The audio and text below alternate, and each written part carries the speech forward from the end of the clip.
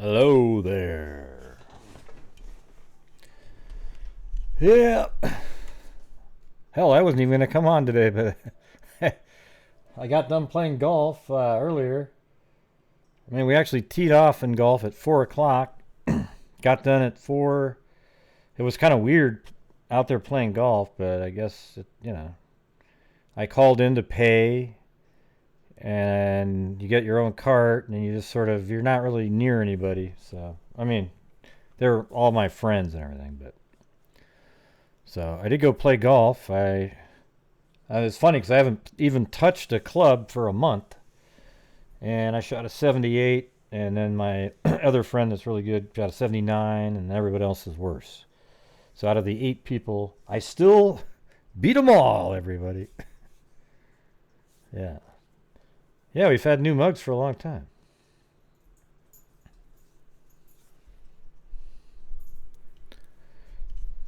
Yeah. They even had it was funny because a lot of times I shoot a real similar score. And they had a bet 79 or, two guys were like, Gray's going to shoot 79 or better or worse, So I shot 78, like right one below the.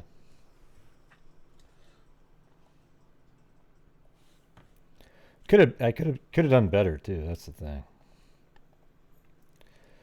Just dumb club choices. Like one time it was kind of frustrating because. I usually hit my 8 iron about 145, 150. Had a little bit of wind, but I forgot what time of year it is. So this time of year it goes further. But I hit it, playing for 150, and it flew 165 and landed right in the middle of a bush. So I got a double bogey on that one. But then later, using that knowledge, I had 166.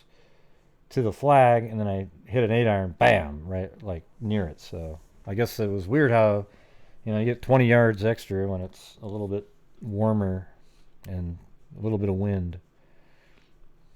Snow, wow. Yeah, yesterday it was 70 something. Today it's 60-ish. That's crazy.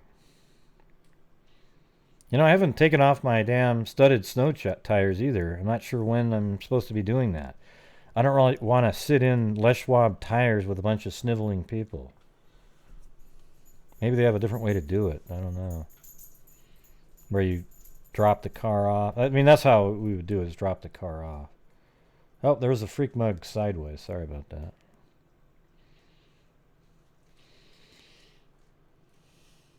Yeah. Andrea sent me this case right here. She said it was like a local one for her. Before we do that, I was going to show you guys. My wife took pictures of. See that? Well, I don't know if you can see it. Hold on. Using the masks that were sent to it. See, there's Blue. He's got his little protection mask on.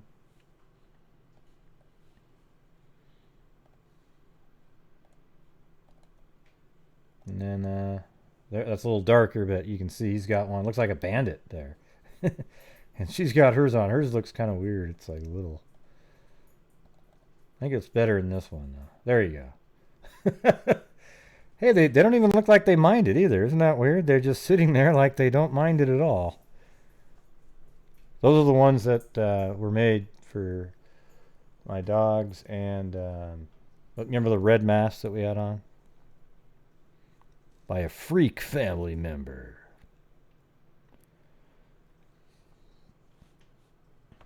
Yeah.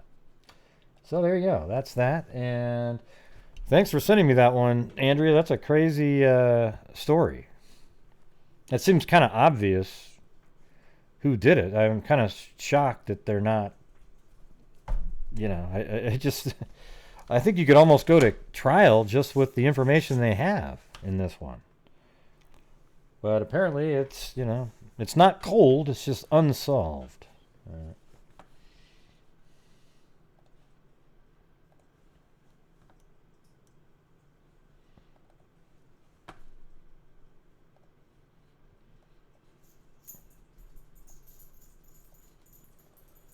right, so here I found a newspapers.com article. She went missing in June of, I think it was June 29th, I believe. Actually, I have it in the title. Hey, thank you, Crystal, a.k.a. Beaver Gaming Sub Crystal. Yeah, June 29th, 2001. She went missing.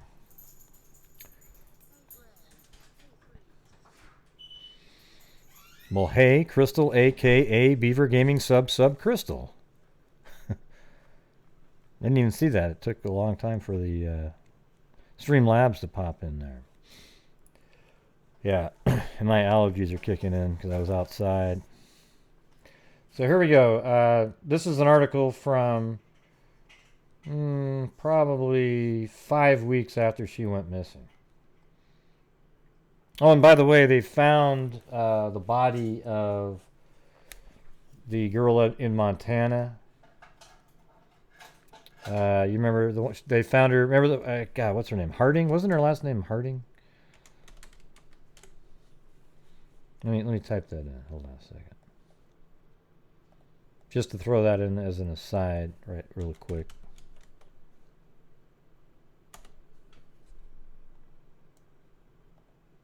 Yeah, Amy Harding, right.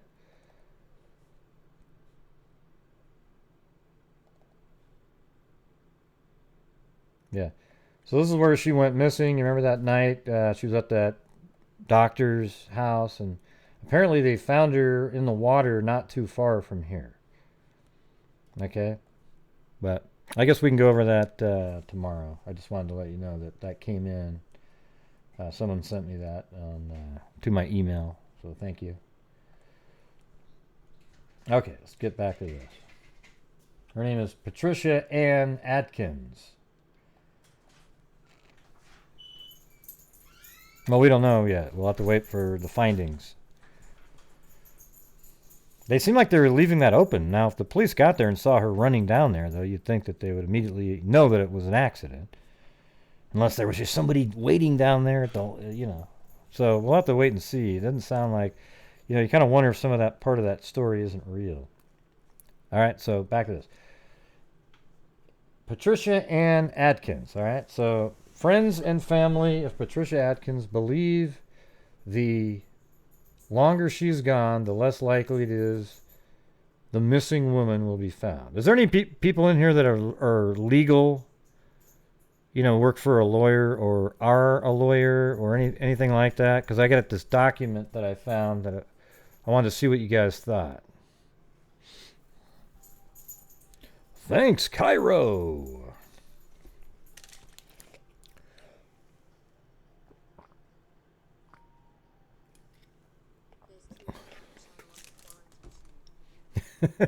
On the quarantine tube. Yeah. Yeah, for those of you who are in here and don't hit the like button, that's okay. That's okay. I know it's hard. But reach out with that index finger and press down, or your thumb if it's on a phone. It's not hard. You can do it. Oh, and if you'd like to subscribe to the channel, please do so. Of course, after hearing how I just told you to press the button, you're probably like, oh, screw this guy. All right, so we ready to go? Here we go. Friends and family of Patricia Adkins believe the longer she is gone, the less likely it is the missing woman will be found. And I think what they really mean is less likely that she is alive even. They hope the lure of money will bring clues to what happened to the 29-year-old Harding High School graduate. And that's Harding, the name there is what reminded me of Amy Harding. So that they found her body. Okay, Adkins clocked out June 29th at the Honda plant in Marysville. All right. So let me get to that. Hold on.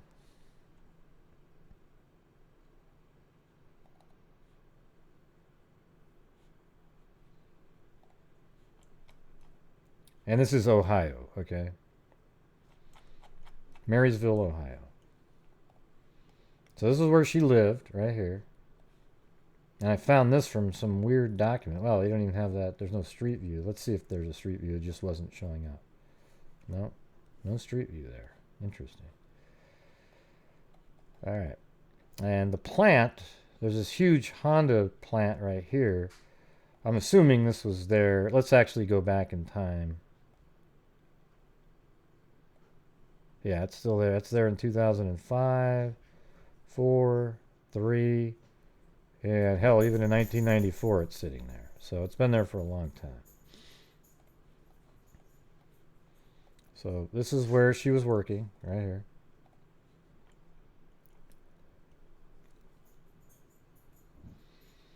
And so she was working there.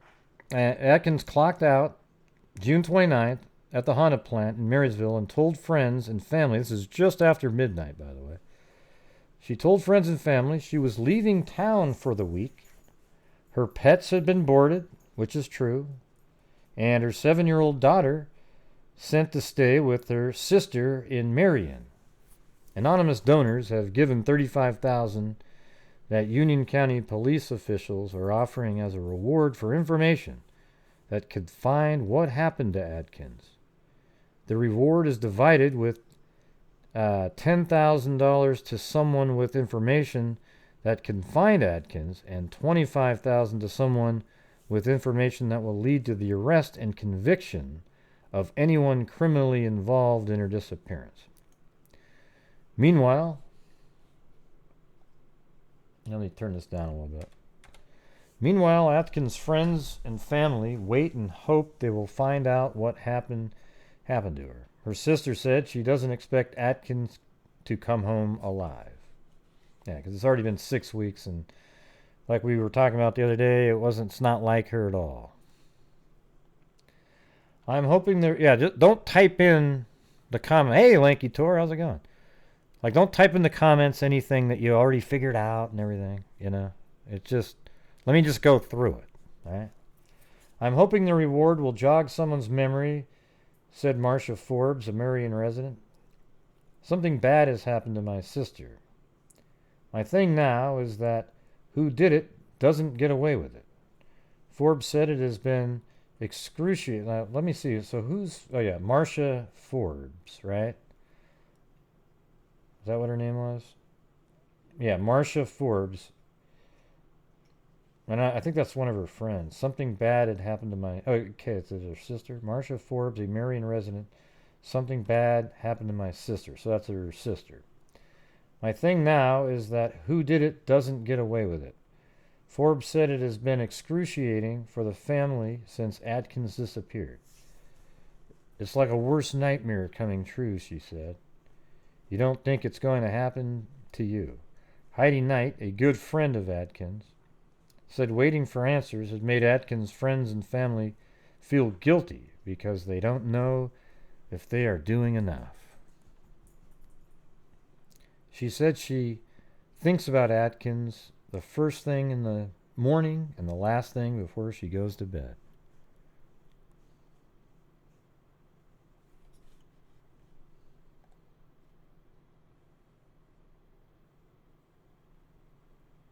Yeah.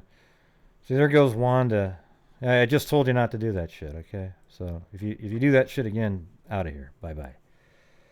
All right. Let's see. Morning at the last thing before she goes to bed. The worst part is not knowing, Knight said. Janie Close, that's somebody else in here, who has known Adkins since childhood, said they just want her to be found. There's not much we can do, but wait for a phone call, she said, while posting flyers in business along West Center Street in downtown Marion. Adkins grew up in Marion, graduating from Harding in 1990. Forbes said she worked at Sears and J.G. Clark before landing a job at Honda on second shift, where she is a production team manager. So she was doing pretty well right there. Yeah. The former Patti Forbes also attended River Valley schools. That's where Knight met Adkins. The two talked at least once a week. She's just an awesome friend, Knight said. I can't say anything bad about her. Pelosi said anyone who worked at, and then we're going on to the second half, at Honda knows who Adkins is by name and face, making the fact that no one saw her leave even more frustrating. Tom Harris, a spokesman for Honda, said Adkins is well liked and employees were concerned. Always when information is not available, people think the worst, he said. Certainly, people are uneasy and fear the rest. Marysville Police Chief Eugene Mayer said law enforcement agencies in Union, Hardin, and Logan counties have searched woods and railroad beds in Hardin and Union counties. Investigators have tried to find someone who saw Adkins after she clocked out from her shift. She was supposed to be picked up. So here's where it starts getting into the information right here. No, I didn't mean to hide her. I meant to get rid of the comment. So you can put her back in if you want to.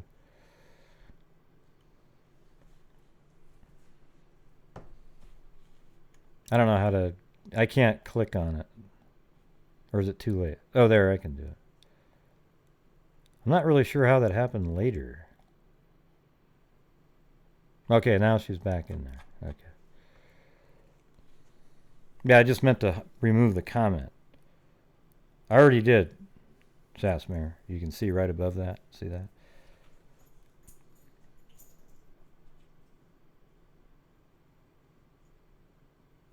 There is music. What's going on in the chat tonight? It's like everybody wants everything to be the way they want it to be. Just let me do my damn show the way I want to, okay? I'm just coming on here right now. It's just incredible. Man. There is music in there. It's in the background. All right, here we go. Yeah, Mary, Police Chief Eugene Mayer said law enforcement agencies in the Union, Hardin, and Logan counties have searched woods and railroad beds in the Hardin Union counties.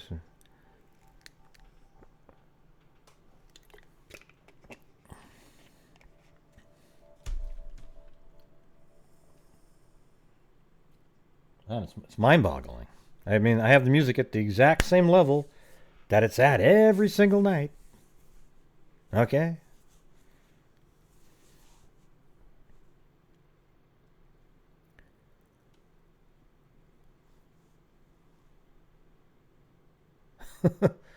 Did you, Sarita Hilly put a zipped face? Do you see that? Yeah, I'm just trying to figure out why you're like, music, please. Yeah, it's been on the whole time. Just turn up your headphones. Oh, there's no music coming through? Okay. Oh, that's funny, because you guys must... Okay, hold on, let me check something. How about now? Can you hear something now? Watch this one. I'm going to do it right here, watch. Well, you guys didn't get my joke then. I went like this. All right, everybody. Always when information is not available, people think the worst, he said. Certainly, people are unnecessary. Like that.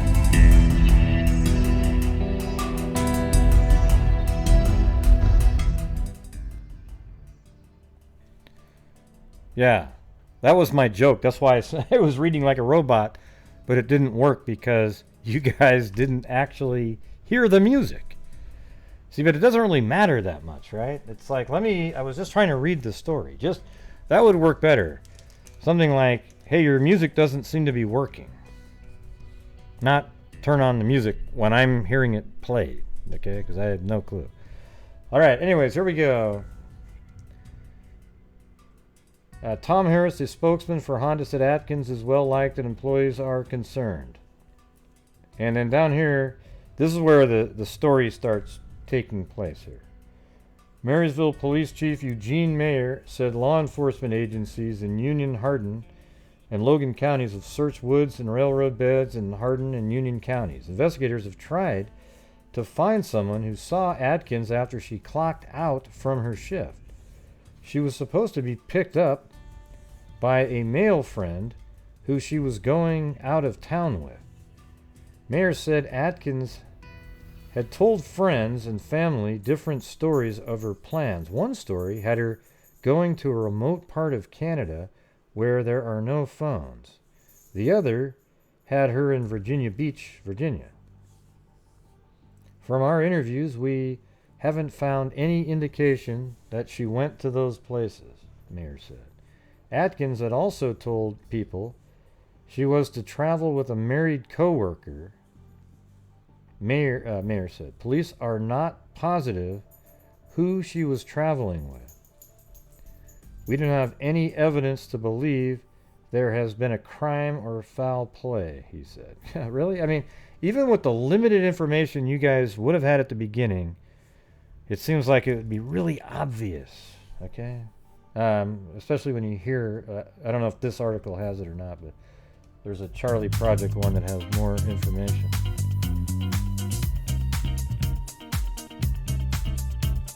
Hey, thanks, Foxtrot. Boogla boogla freaks. Oh my god, did you hear the way it read oogla boogla? Oh my.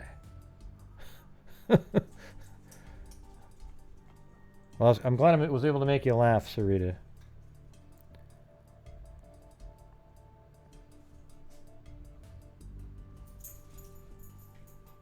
No, my channel is monetized. We just don't. They always make the videos where they're limited to no ads, so very few videos actually have ads on them. That's what I'm saying.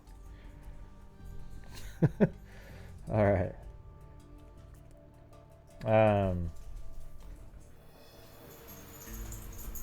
Forbes and Knight said they do not believe Adkins wandered off without letting anyone know, adding it was totally out of character. Patti would face anything head on, Knight said. She would not put her daughter through this, Close said. I mean, she was up for a promotion. She put her pets in, into the shelter, to be taken care of while she was on this trip. And she was doing all the responsible things. So she was definitely planning on coming back. Forbes said she knew something was wrong when Adkins did not show up to pick her daughter up. She said she didn't think anything of not hearing from her sister during the first week because she was told there were no phones where Adkins was headed. When Adkins didn't arrive, Forbes reported her missing to authorities. Hey, you too, Lanky Tor. Happy Easter. Almost 5 weeks later, her car is still at her Marysville home. Her credit cards and identification are inside. That's interesting. Let's see. Almost 5 weeks later, her car is still at her Marysville home. Her credit cards and identification are inside. Well, why would that be in there? Adkins is a single mother, and her daughter is staying with the daughter's father. Forbes, Knight, and other family have displayed posters to involve the community. They organized a search in which more than 100 volunteers showed up, but it was called off at the request of police who worried it might disrupt any crime scene if she is found. And here it says she's 5'8", 120 pounds, with hazel-colored eyes and blonde hair. Anyone with information on her disappearance is encouraged to call Marysville Police Department at 937-642-3900. I bet that's still good. Let's see. People have been really good in helping, except in coming forward and saying they had seen her, Knight said. Harris said the company is cooperating with local law enforcement to do everything we can and hopefully locate her. I mean, so this original article had some decent information, but here's what I wanted to know. I have another article here in a second, but there's actually a really good episode on, what is it? Unresolved Mystery. Is it this one? Hold on a second. On YouTube, if you just type her name in, it's one of those like Crime Watch dailies, 23 minutes long. It's pretty good. So if anybody in here is a lawyer or has legal experience. Hey, thanks, Zozo.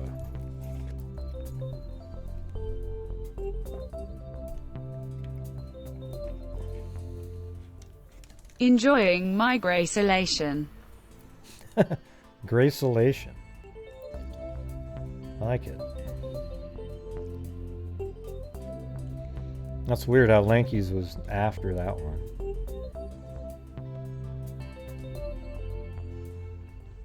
Each and every one of us happy Easter heartsuit. Yeah. So what do you guys think of this? See, I found her name in here, and this is her. It says, pursuant to section, this is months later, though. It says, what a hearing shall be held in Union County Probate Court on November 13th. So she's been dead for 5 months. At 1:30 for the purpose of the appointment of Marcia K. Forbes. That's the girl listed in that story. An applicant as a trustee on your behalf. So they're making her a trustee, right? Is that what that is? So they're making her a trustee of an estate of hers since she's been missing, something like that. Yeah, we know, Mary. We're just trying to. I'm just trying to go over it right now. We'll figure it out later. Yeah, you see how it's. So what do you think? Yeah, that's her sister. So it might be that she's doing the, sort of setting up the process of, having her legally dead or something at some point, right? Because here's another one. This was a few years later.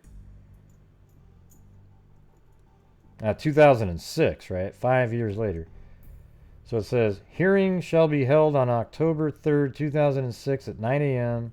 on the complaint filed by Marcia Pitts.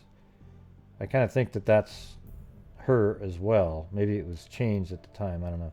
Marcia Pitts being case number 2006-4001 on the docket of the Union County Probate Court, seeing an order pursuant to Chapter 2121 based upon continuous absence without contact. So here's where I'm talking about right here. Ohio Revised Code declaring the death of Patricia Ann Adkins.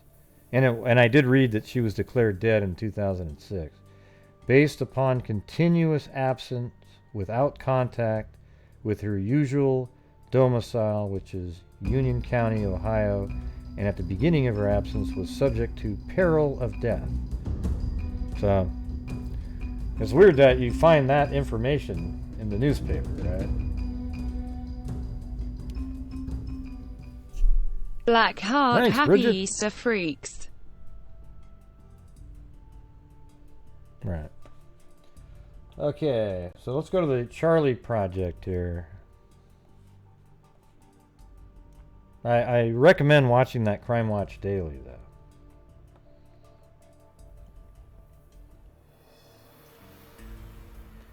So Adkins was last seen departing her place of work at the Honda America Automotive plant in Marysville, Ohio. She clocked out a few seconds after midnight on June 29, 2001, at the end of the second shift. A few seconds after midnight, yeah. She had worked for the plant for nearly 10 years. And, how old is she, by the way? So she was 29 years old. She had worked for the plant for nearly 10 years and had become a supervisor at the assembly line. And she was anticipating a promotion when she disappeared. The plant closed down that night for a week because of the 4th of July. She has never been heard from again. Adkins had been having an affair with a married co-worker at the time of her disappearance. They dated periodically for years. His name has not been released to the public. She told her loved ones and acquaintances about the relationship and said the man planned to leave his wife to be with her, or so he claimed. She gave him, now listen to this shit. So Patricia here had given her $90,000 over several years, depleting her savings accounts and borrowing against her own 401k retirement fund. The money was supposed to be so that the boyfriend could buy out his share of his and his wife's jointly owned business when he divorced her to be with Adkins. I mean, that's just so naive on Atkins's part to, I don't know what this guy was doing. In some ways, it feels like his wife might even be part of this whole thing, to be honest with you. The money was supposed to be so the boyfriend could buy out his share of his and his wife's jointly owned business when he divorced her to be with Adkins. Shortly before, now listen to this, this is where it gets, shortly before she went missing, Adkins told her boyfriend she would need to start getting repayments because she had taken money out of her 401k, and you start getting fines if you don't put that money back in to your 401k. So she said that the boyfriend would need to start repaying the 401k loan soon. Isn't that crazy? Just before her disappearance, Adkins told her family and friends she was going on a vacation to Canada with her boyfriend. She put her pets in a kennel and asked her sister to look after her 7-year-old daughter while she was gone. So her sister must have been taking care of the daughter. Maybe that's why she was the one that was doing all that, the legal paperwork, trying to be, basically end up getting custody at some point. She said that her boyfriend had told her they were going to a cabin in a remote area without phone service, so she wouldn't be able to call her family. He also told her not to pack anything because they would buy whatever she needed. Of course, with the $90,000, that you had already borrowed from her. I mean, it's not like you're... I mean, what a joke. No, this guy that we're talking about right now killed her. There's no doubt about it. Okay? There's no doubt in my mind, especially when you keep going through this.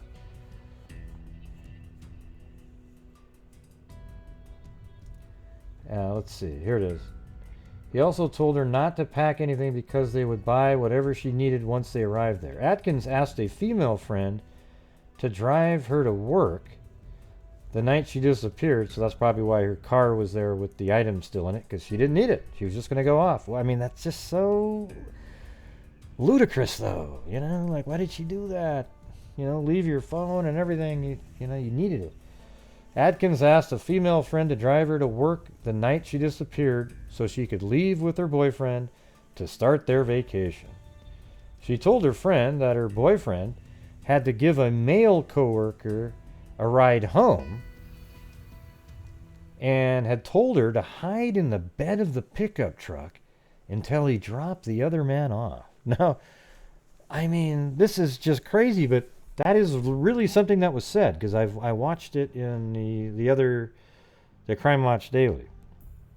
So that means her boyfriend, was going to give a guy a ride home. So he said, hey, we don't want him to figure out anything. So what you need to do is go lay down in the trunk while I take him home. So here's the thing: the fact that she's missing, he did it. Okay, there's no doubt about it. Okay, he's just got a lawyer now, and he's denying, wow, I don't even know who she is, type of thing. I mean, bullshit. Okay, yeah, it does sound simple, but this is 19 years ago. In spite of her boyfriend's instructions not to take anything, Adkins had packed a small teal-colored duffel bag. That's right, she put like a nightgown in it. She told her friend it contained something she'd bought at Victoria's Secret. Yeah, there you go. And that item was blue. The bag and its contents have never been found. Right, because they're with her body wherever that is. Adkins was scheduled to see her hairdresser after her vacation was over. She never kept the appointment. She was reported missing by her sister on July 8th, which is about 9 days after she left. Hey, thank you, Carolina.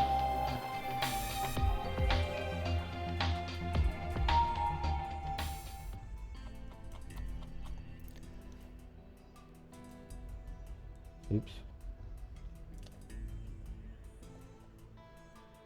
Where the hell did that go? Right there. Okay. Okay, so Adkins was scheduled to see her hairdresser.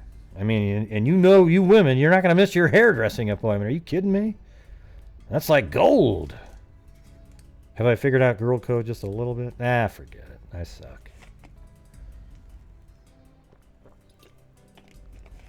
Adkins was scheduled to see her hairdresser after her vacation was over. She never kept the appointment. She was reported missing by her sister on July 8th after she failed to come home and pick up her daughter. Yeah, thanks. Okay, I am learning. Okay, good. You know, who's going to do our hair now? I'm going to look like Greg Brady on the Brady Bunch in the, you know, the early days. No, the later days. Real soon here. I mean, here's what I'm going to try, though. I'm going to turn on my blender and stick my head in it and see what happens. All right. One other thought that I have is I can program my drone to do a circle around my head, and I'll just try to get it really close without actually slicing my eyes off. Okay, we'll give that a whirl.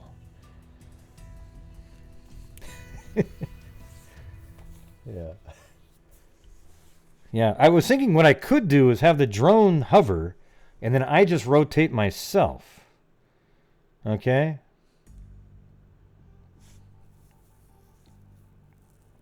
Might be a little easier.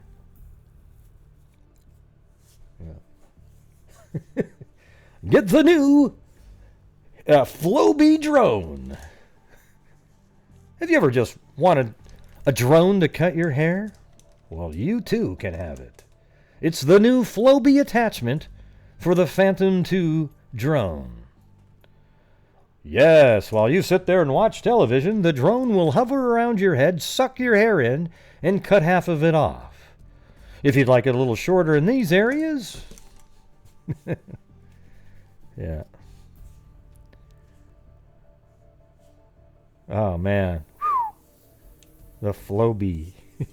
Shit. Yeah, that's right. But don't answer, because there's more. If you call right now, we'll get you the new beard trimmer that attaches to the back propellers of the drone. And after it does a loop around your head, cutting your hair, it hovers gently in front of your face. I'm just trying to picture how stupid that. And still that's not all. We'll provide a mirror for the drone so you can watch it happen as it goes. And then the really quick thing is, now if it cuts your face and blood flies all over the place, we are not, you know.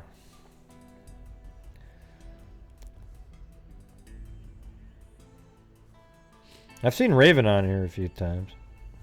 I'm not sure where Daro is. She's...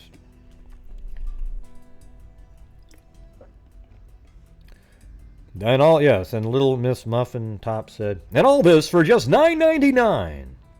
And if you call right now, it'll only be $199.99.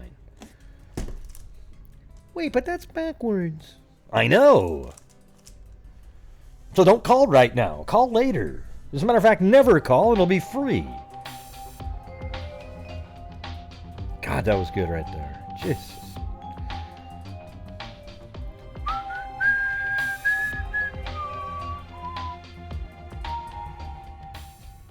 A haircut for Grey Blue, and we miss Daro and Raven Heartsuit.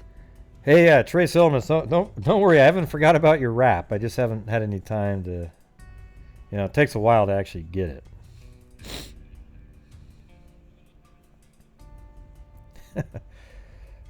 Yeah. All right, let me get back to this, though. I got to get through this thing, okay?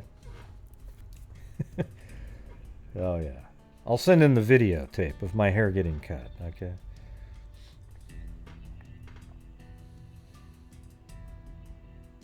So we're going right back to the hairdresser part again. Adkins was scheduled to see her hairdresser after her vacation was over. She never kept the appointment.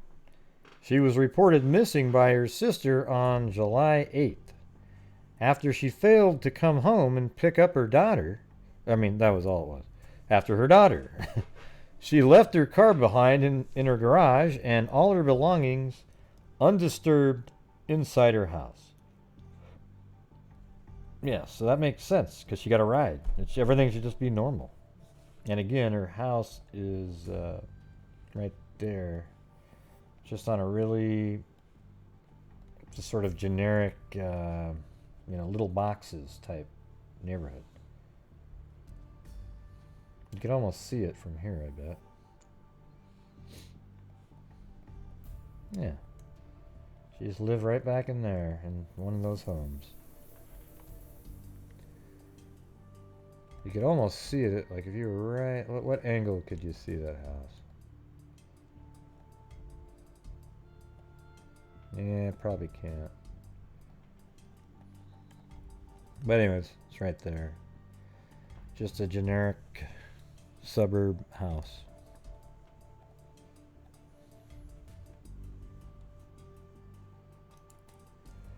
When her boyfriend was questioned, he said he and Adkins had no plans to go on vacation together.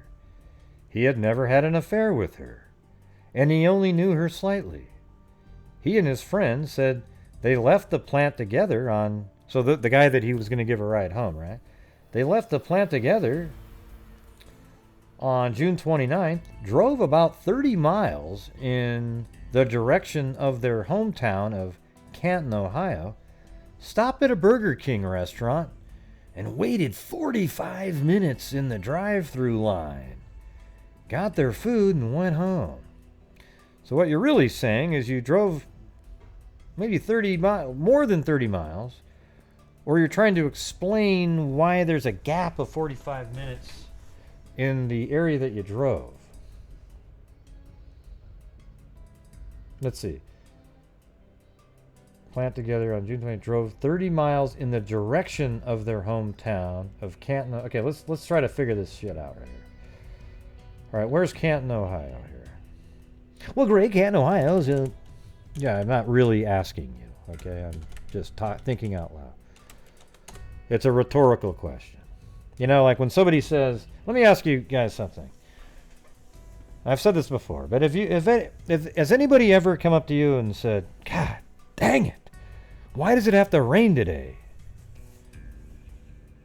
You know, like you said that to somebody. God, why does it have to rain today? Have they ever answered, well, let me see. The cumulus stratus clouds were forming over, and the combination in vectors created a precipitation. Yeah, I mean, nobody ever is expecting an answer for that. So try to be aware when somebody's actually just a rhetorical question, okay? Man, I tell you what. Yeah. It's a little bit like... forget it. Okay, let me put this right here. Canton, Ohio, right there. Now, here's what we're going to do here. We're going to say, okay, so that's right there. Look at these other, like a body found in one of the other cases I've done. You know, there's stuff everywhere.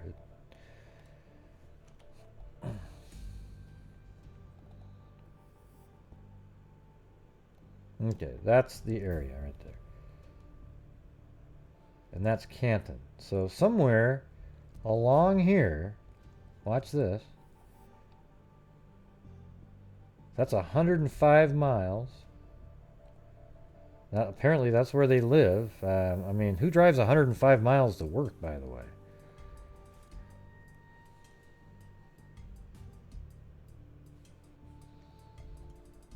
Right, but they don't expect an answer, trace elements. That's what I'm trying to tell you. So let's see. If that's 105 miles... Okay, let me make that... We know that's the direction of it. Let me do that again. We're going to go about 30 miles because that's where they said the McDonald's was. So let's just put that about right there. I don't know what roads or highways might be involved. We'll just say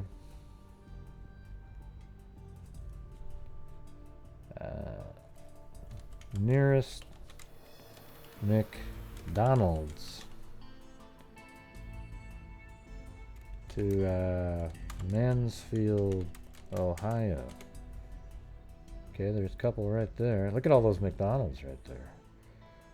But this is where we're kind of looking, around 30 miles, it said. So let's see what this town is. Well, that would only be about 15. What's this one?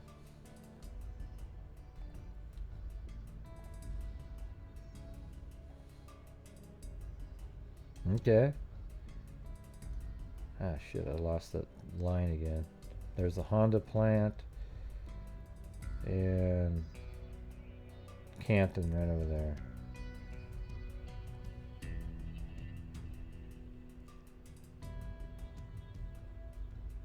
So that's 30 miles right there. Okay.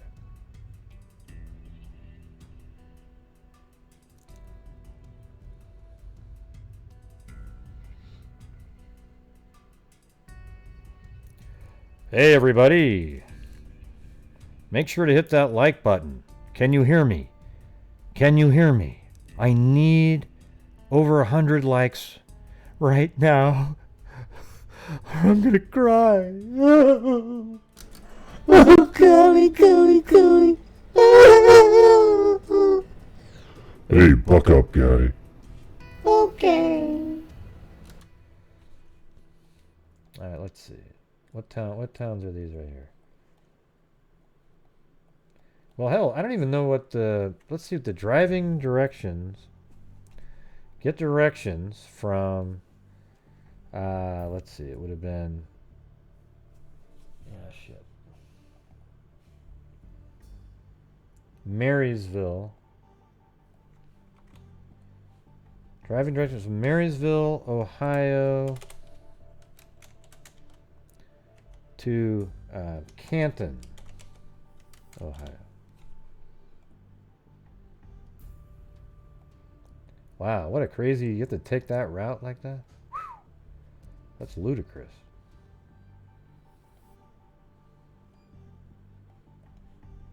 So that's it, huh? Just some weird, totally, I mean, you have to go like double the miles just to get right there. But that looks like the way to do it. There's got to be a shortcut somewhere, but... Hey, thanks, Brandy. Yeah, you can combine a little laughter at moments, you know?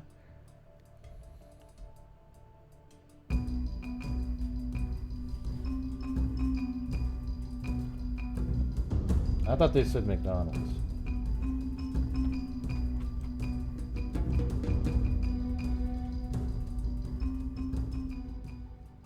This show is gold. Pure gold. Beer mugs, thank you, Gray.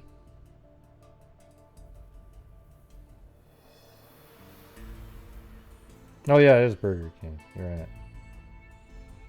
I thought the other show, the show that I watched, said McDonald's. Maybe it was Burger King. No, I don't know. Okay, let's see. I wonder if, like, it's probably, well, now there's just so many places where there'd be a McDonald's. Let's see. Or, excuse me, Burger King. So Burger King near, but there's not as many Burger Kings though, so that's good. Burger King near, and a lot of Burger Kings, some Burger Kings have been closed down. McDonald's never close. Okay. Burger King near Powell, Ohio. Alright, well there's one right there. That one's close to that. And it's sort of off that road that you... Here, let me put that there again. And then let me go back up to the...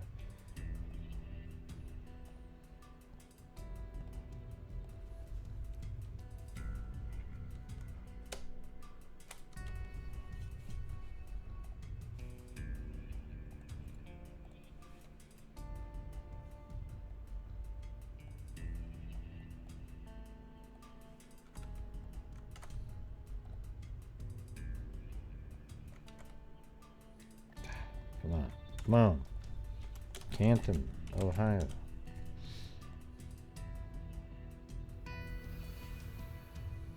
So what's this B? Let me try this B one.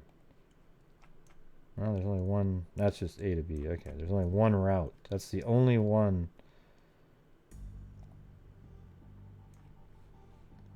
Now they have another one, but that's way longer. So they have other routes. So I guess this is one here that you could take. That is 155 miles. This one is 157, but maybe that's a quicker, you know, the roads are quicker. Now let's see what they have for the time.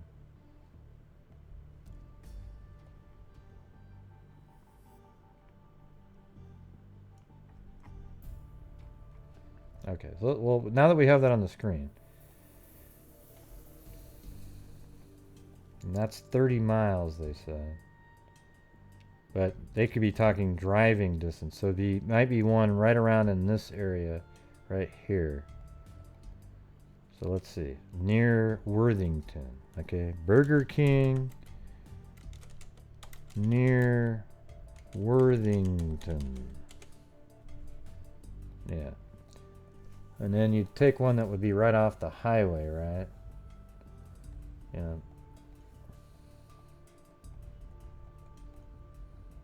So it could be that one. So, yeah, it could be more like, you know, if they did the one where you cut back up like that, that's the one that they said was quicker. Then it easily could be one like, you know, this Burger King or this one. But again, none of them are right off of the freeway there. But you know how you get the signs, hey, Burger King this way.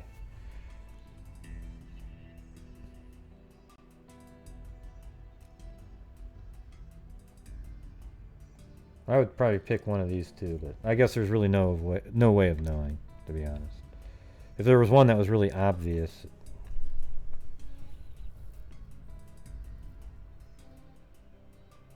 Yeah, so are you guys still talking about the stuff that we haven't talked about yet?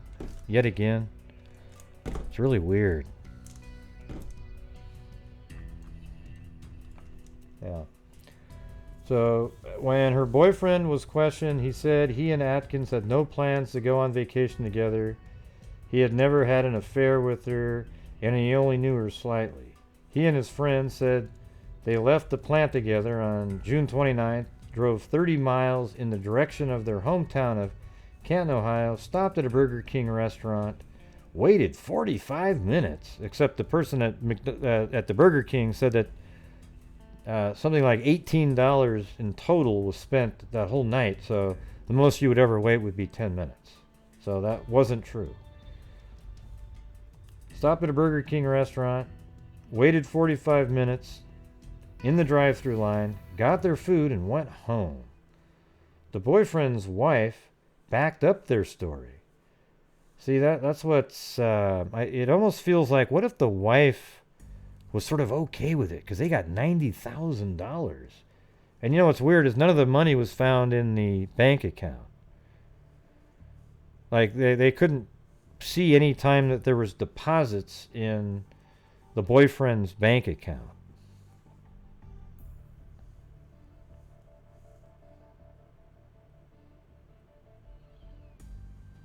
Yeah, I mean, he could have been involved.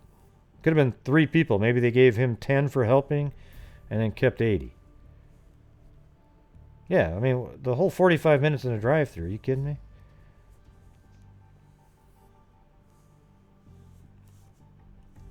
The boyfriend's wife backed up their story, saying her husband arrived at home at 2:30 a.m., the usual time, and that she didn't know anything about an affair. That's not the usual time, though, okay, clown? Okay, if he got off at midnight, just like she does, he wouldn't have been home at 2:30.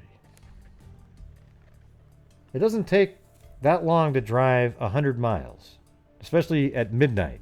There's nobody around, okay? Driving 100 miles might take an hour and... Let's say you're driving 50 miles an hour. Okay, that would be 2 hours. So the reason you're saying 45 minutes is because it's exactly the amount of time that you're late. You were supposed to be home at 1:45. That's your normal time. But you came up with this crazy thing about going to McDonald's because you needed to explain the 45 minutes extra that it took you to get all the way home. Does that make any sense there? Anybody right there? Because it does to me. If you subtract the 45 minutes, it's a really that time makes sense for that 100 and something mile trip. As a matter of fact, if you click on this and do that, it's well, let's see. That doesn't. How would you even get? That's actually more than 100. That one's 140. Ah, shit! Look at that. I can't fix that. So maybe it is a little longer. But again, at night, let me see what this distance is. That's right. It's only 100 and something miles as a crow flies, but driving it's longer. So I wonder if there's shortcuts you can take. Like, what if you took this road here or something? And I don't know. It's weird though because this is just telling you that's the fastest way. So actually, it's 140. Let's see. Hey, happy Easter, Mary Hayes. So now looking at this, we have to change that a little bit. This is 143 miles, is what this says. But how do we even know for sure that he got home at 2:30? That's just the wife saying that. But let's see. So if you drove 70 miles an hour, it should take you 2 hours-ish.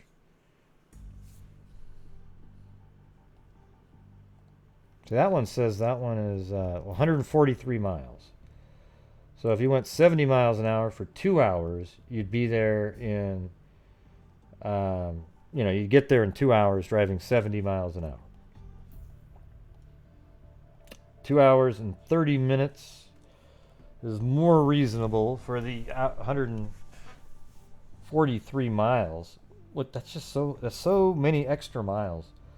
Because of this stupid thing you got to do right here.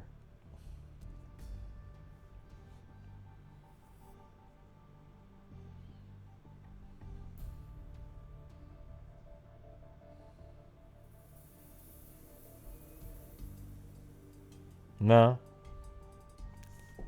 Because 2:30 could be a more reasonable time. I think the wife's involved, yeah. And the reason I think that is if you watch that special, when the sister called up and said, "Hey, you knew my sister was having an affair, right?" and explained the whole thing, she acted like nothing. She was just totally calm. Everything was normal. So when you see that, that's not. And she called him at 3 a.m. So the sister called the boyfriend at his home at 3 a.m, woke him up, and then started talking to the wife, and was like, "Hey, they're having an affair. He's loaned her all this money," and she didn't seem to care at all. So why would that be?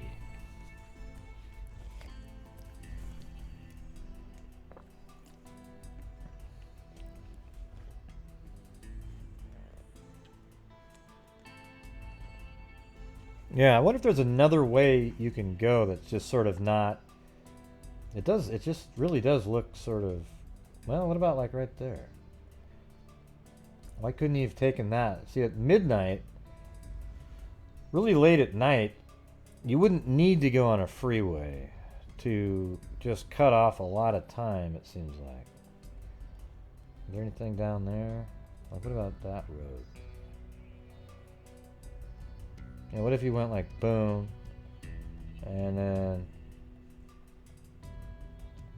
just kept going right here on this road late at night, then right over here, God, see, you're kind of cutting through that. You go through Delaware, Ohio, that would be your sort of slowdown point, and then you could probably, I'm just talking about at midnight, there's no traffic anywhere.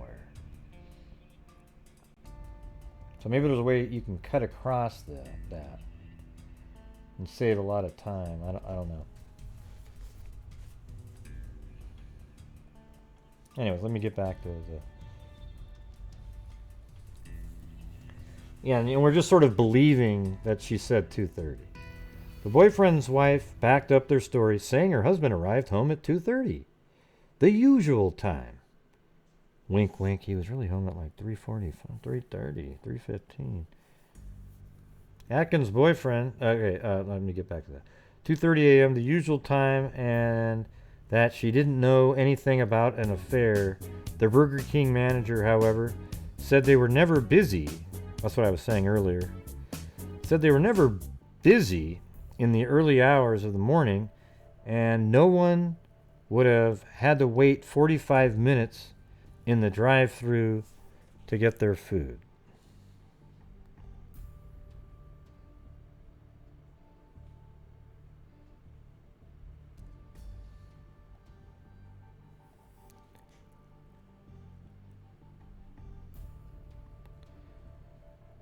Yeah, got a lot of the Streamlabs things aren't really working. Let's see.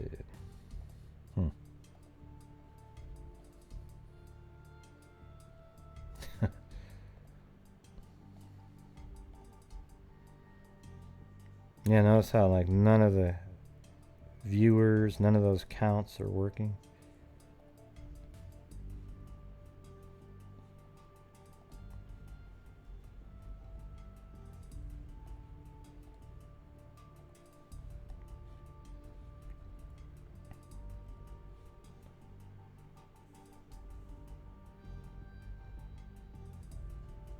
Soft tacos.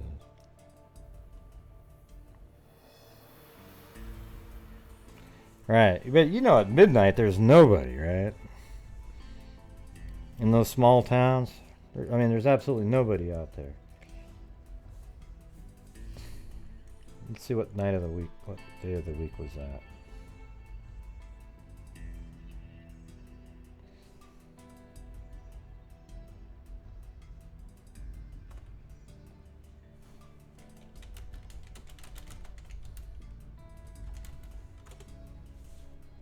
Okay, that was a Friday. That's what I was thinking in my head.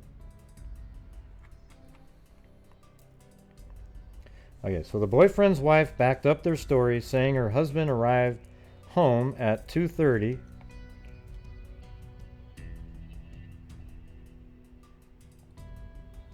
I'm so low down in my chair right now. I'm chilling out. Chillin', never illin'. Thanks, Stacy M. up there.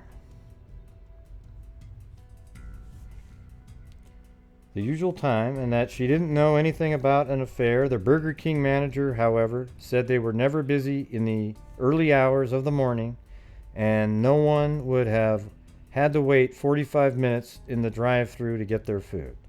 Adkins' boyfriend gave the police permission to search his property, and they found a new truck bed cover in his garage. The boyfriend had bought it on June 26th, miraculously, just 3 days before she went missing. Right? Yeah, June 29th right there. He said he used it to cover some fishing gear in his truck bed. He put it on the truck on the morning of June 29th and removed it on July 8th. He normally didn't drive the truck much, but he drove it to work the night Adkins disappeared. Right. Police took the cover for analysis and found cat hairs on it and a small spot of blood.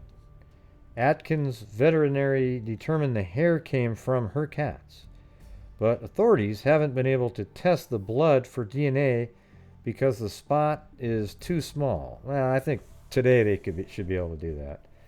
Police also found some items at the boyfriend's residence that Adkins told people she had given him, which contradicted... Let's see, what is that? Police also found some items at the boyfriend's residence that Adkins told people she had given him. That's right. So like gifts, right? Which contradicted his story that they barely knew each other. The boyfriend took a polygraph test about the case and failed it. It showed that he was deceptive. Shortly after Adkins appeared, he quit his job at the Honda plant and never returned to work there. Adkins was declared legally dead in 2006. There's been no activity on her financial accounts since she went missing. Her loved ones stated she was happy with her life and her job and maintained a good working relationship with her ex-husband. Both authorities and her family believe she was the victim of homicide. Her case remains unsolved. Well, I think it's really easily solved. So what you'd have to believe is that that Adkins lied to everybody about this relationship, even packed up for it and everything, and then just some other random guy kidnapped her. But in reality, you know that they dated each other. I mean, I think if you took this to court, he would lose. Seriously. Yeah, the circumstantial evidence is awesome in this case. You have a boyfriend who, let's see, he was having an affair with somebody. This guy was telling her, "Oh, I'm going to leave my wife. I'm going to leave my wife. I just need money." He was scamming her, basically, for her to give him money to pay out his wife in the eventual divorce. But the divorce was never happening. And he was supposed to pay out her side of the business that they had. But see, this is just never happening. He was just collecting the money. It never made it into his bank account. Then, just prior, he had told her, let's see, let me type in the... Yeah, he had told her right here. It says, she gave him approximately $90,000 over several years, depleting her savings account and borrowing against her 401k. But right here, this is where the key is right here. So everything was going fine. He's just getting his money, stringing her along, and then in his mind, basically, it's like as if she became pregnant, because he was never going to leave her.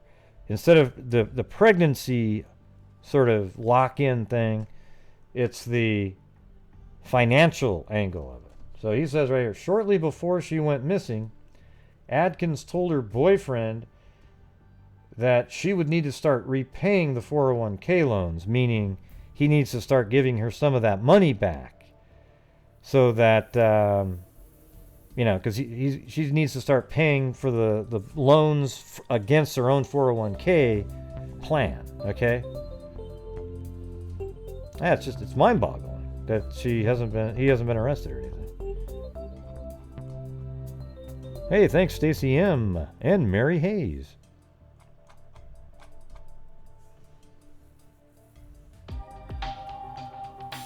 Yeah, I don't know why in the hell she would loan somebody $90,000. That's just so, it's mind-boggling. Really. Happy Easter from me and Ted Dog in lockdown Leeds.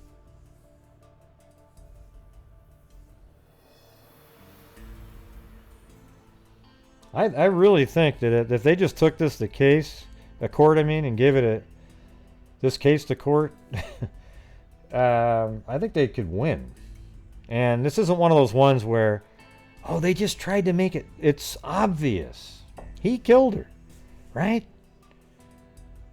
I mean, he killed her. He was in the back of his pickup truck. She even told family that she was supposed to get into the back of the pickup truck until he dropped off the friend. But what he forgot to tell her, apparently, is that the friend lives 140 miles away. He probably said, oh yeah, I just gotta go, he just lives right over here. Instead, they both went, killed her, buried her body somewhere. Then they drove off, but they probably went somewhere way out, like at least 20 miles out of the way. Then came back, and that's why they're saying 45 minutes at Burger King to account for they needed to think. Well, here's something for you guys. The wife said, oh yeah, they got home at the normal time they always come home. Well, what's wrong with that statement right there? The wife said, yeah, they got home at 2:30. That's the time he always gets home. So what's wrong with that statement?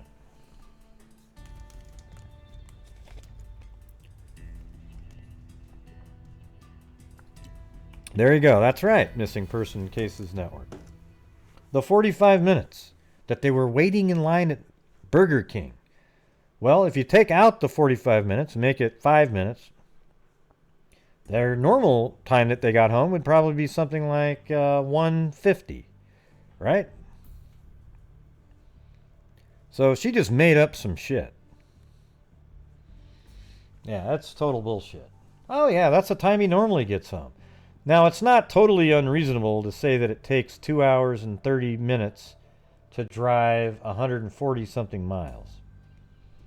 Okay? You know, I think at that time of night, driving 65 miles an hour, you should be able to do that in, you know, 2 hours and 10 minutes. So you'd have to really be driving slowly for it to take 2.5 hours to drive 140 miles with no traffic whatsoever. Because he was in the car, because they drove 100-something miles. Mary, it seems really obvious that the friend had something to do with it. I wouldn't be surprised if he didn't give the friend, you know, a few $1,000s.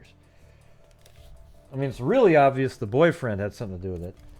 But if the friend lives all the way back in that town, 140-something miles away, do you think she literally would just have been laying in the back of that truck for 2 hours, not once woke up and said, hey, did you forget about me? We're supposed to go to Canada.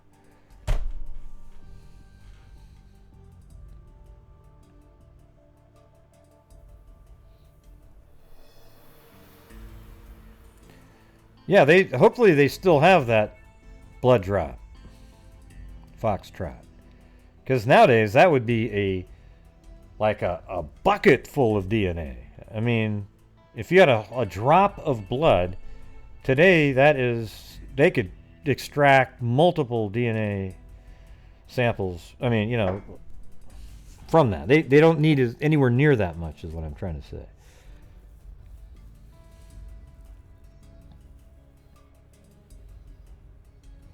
Yeah, the total gold mine. They need to open that sucker back up. And if it turns out to be hers, then I think you do have... I mean, well, you know, who knows?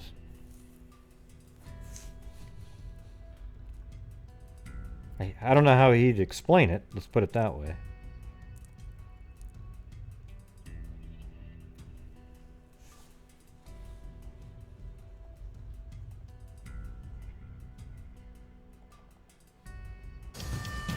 Yeah, see, this is the True Crime Daily. You should watch that one. Pretty much goes over the whole thing. And this is Reddit. They're talking about it 5 years ago, even.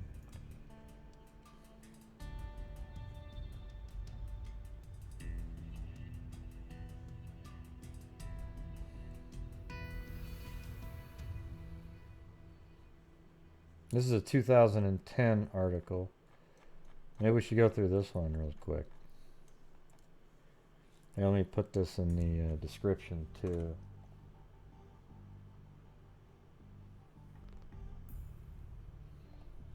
Yeah, so when Andrea sent this to me, and I was like, well, let me check it out. And I was like, whoa. I mean, these are the kind that piss me off, that they're still, they're not unsolved. They're just not prosecuted. Because it's solved, all right?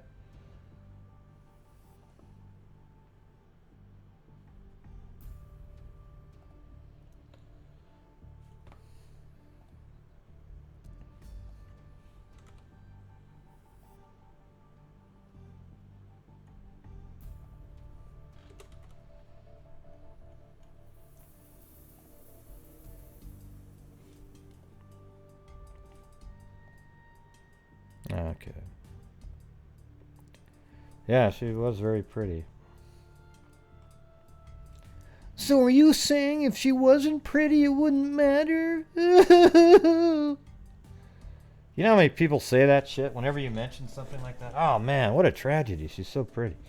You know, it's like they make it sound like it's not a tragedy if you say, you know, like you're saying it's not a tragedy if other people die that aren't as attractive. It's like, no, it's the same damn thing.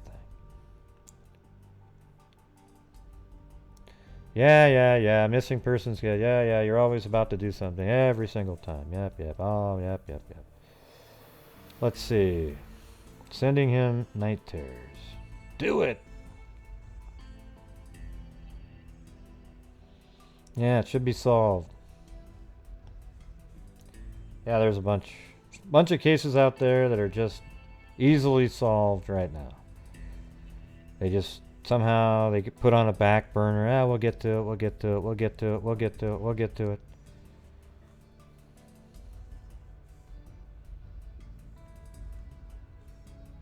I think what they're trying to do is prove that she was in the back of that pickup truck. That's it.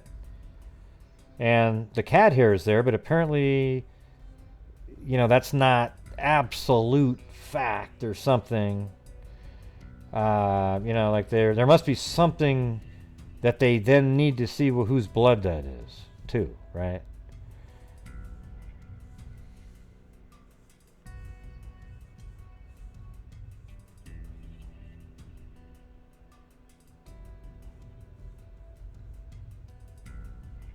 What did yeah,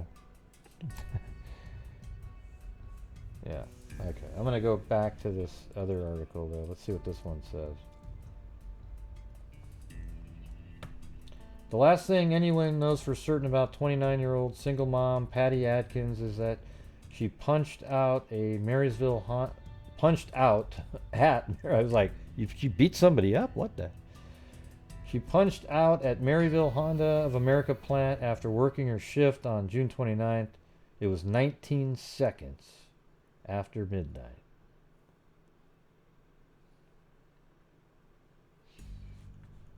But yeah, missing person, you should go make a video, okay? Let's get this one back.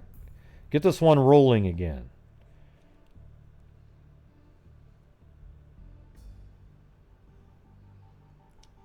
I don't like when other creators come on my channel and talk about how yeah, I'm going to make a video too. I'm going to do it. It's like, it just seems cheap, you know, just talk about the case, you know. You won't see me going onto your channel talking about how I made a video and all that.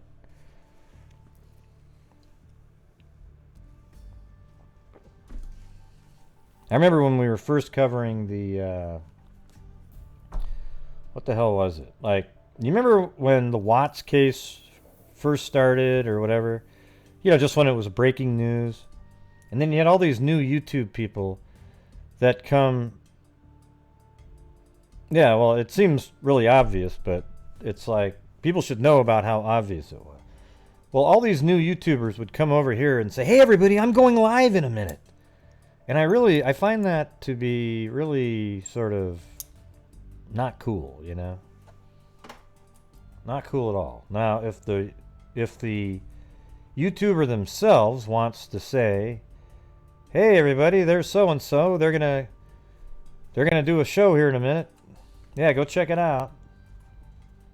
Then that's fine.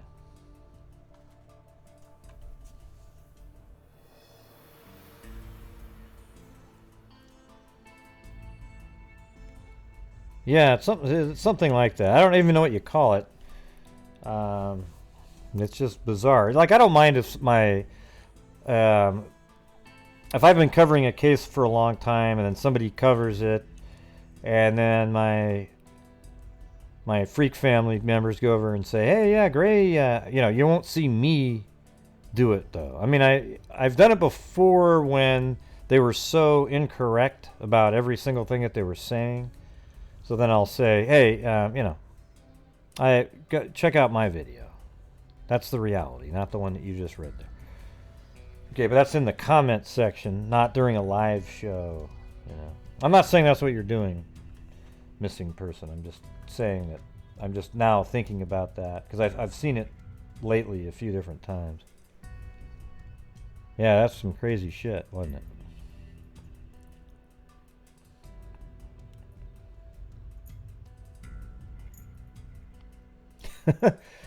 Yeah, well, I guess it doesn't really matter though, trace elements.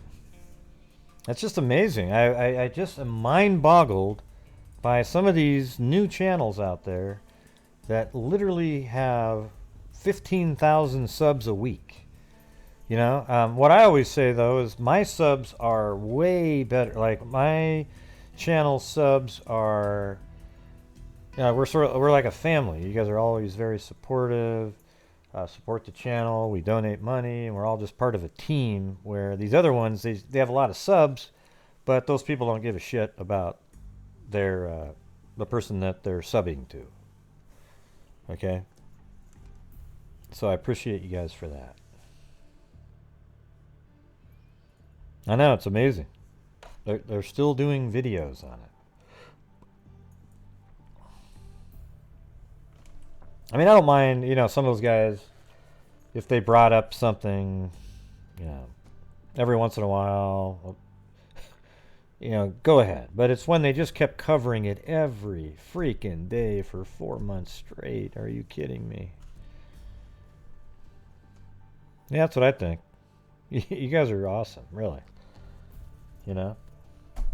That's why sometimes when I almost don't do a show, I come running back and I'm like, screw it, I'm going on. I know, it's amazing. Yeah. And they all just... Here's what's weird is I make these videos like the Chad and Lori case. I've covered that since the very, very beginning. At the same time that all those two reporters, you know, Justin Lum and what's his name? Shit, the guy who was on my show. I can't even remember. But yeah, I was covering it the very same time and did interviews with people. I was kind of one of the first people to be interviewing Larry and Kay. You know, going through all that. But my views on Nate Eaton, thanks. My views on those are so much less than some of these newbie, jackass, shitty YouTubers that just stare at the screen and just blab the story out. And it's just amazing. I don't get it at all. I'm sorry. It's just, it's scary. But at the same time, I guess I don't really want those subs. You know what I'm saying?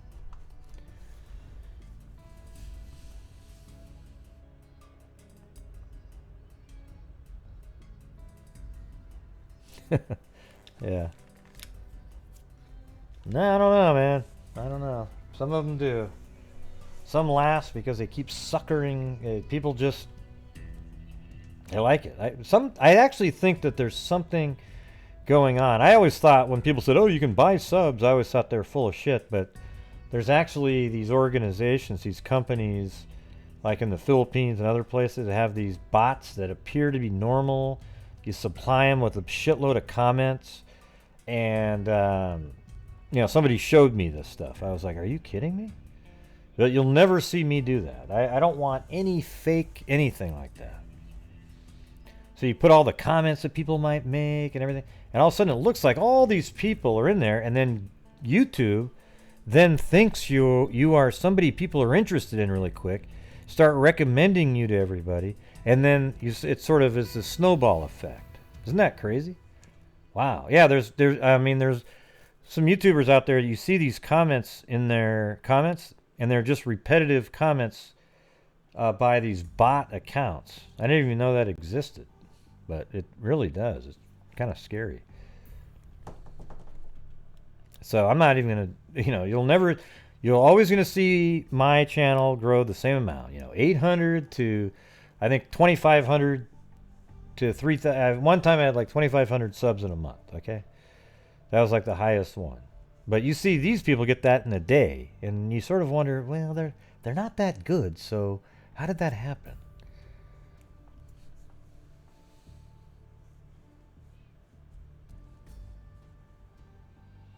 Yeah, no, it's crazy, right? Trace elements.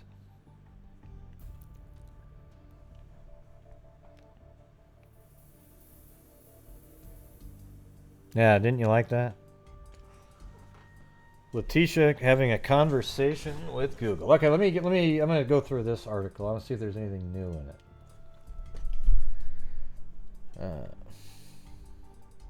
It's only a single speck of blood, no bigger than if someone had swatted a bug.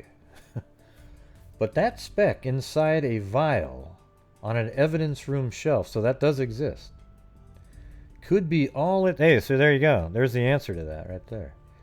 But that speck inside a vial on an evidence room shelf could be all it takes to solve the 9-year-old mystery of what happened to Patricia and Adkins.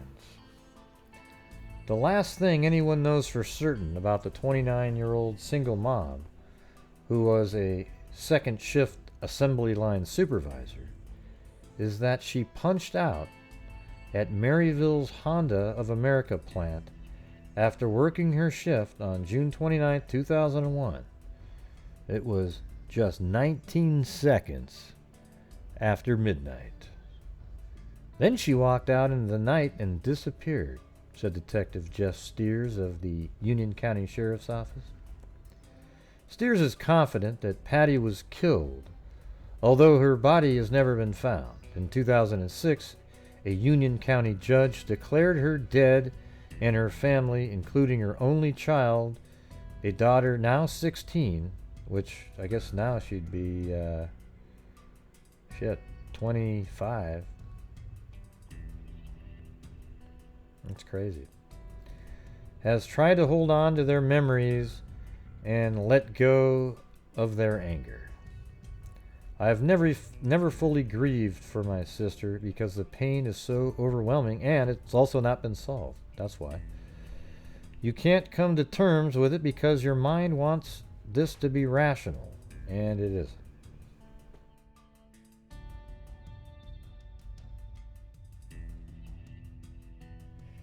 All right.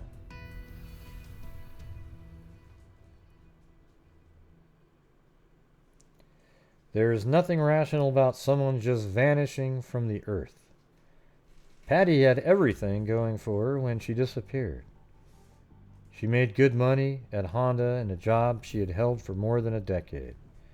She was in line for a promotion. She obviously she was doing really well. I mean, if you're able to, give $90,000 to your boyfriend, I mean, what a joke. I mean, that whole part makes me angry. It just shows you money is a big deal to psychos. Okay? So, obviously, this guy was a psycho. She'd given him $90,000. I bet you anything that's all been verified. But there was no deposits in his bank, apparently. Was there another account? Did he cash them?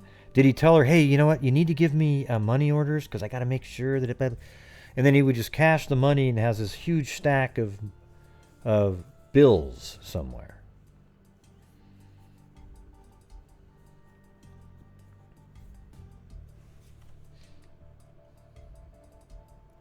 Patti loved the outdoors, shopped a lot, and spoiled her golden retriever and her cats. She rarely lost at outre. I don't even know what that means. What does that mean? Lost at outre during breaks at work? That must be a game or something. She occasionally went out with friends after work and was known to enjoy a Bud Light or two, which means 5 or 6, right? I mean, when you say, oh, yeah, she likes to have a drink or two. Come on. I mean, that means you get lit up.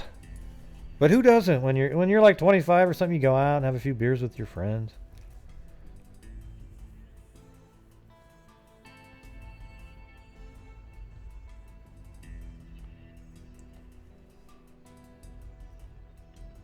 Yeah. Those who know her best say she was happy, well-adjusted, independent woman, a devoted mother and sister, and a loyal friend. But she had a secret. She hated to be alone. Perhaps that explains her long-term, on-again, off-again relationship with a married coworker. Her friends and sisters, even her ex-husband, her banker, and her hairdresser knew of the affair. So all these people knew about it.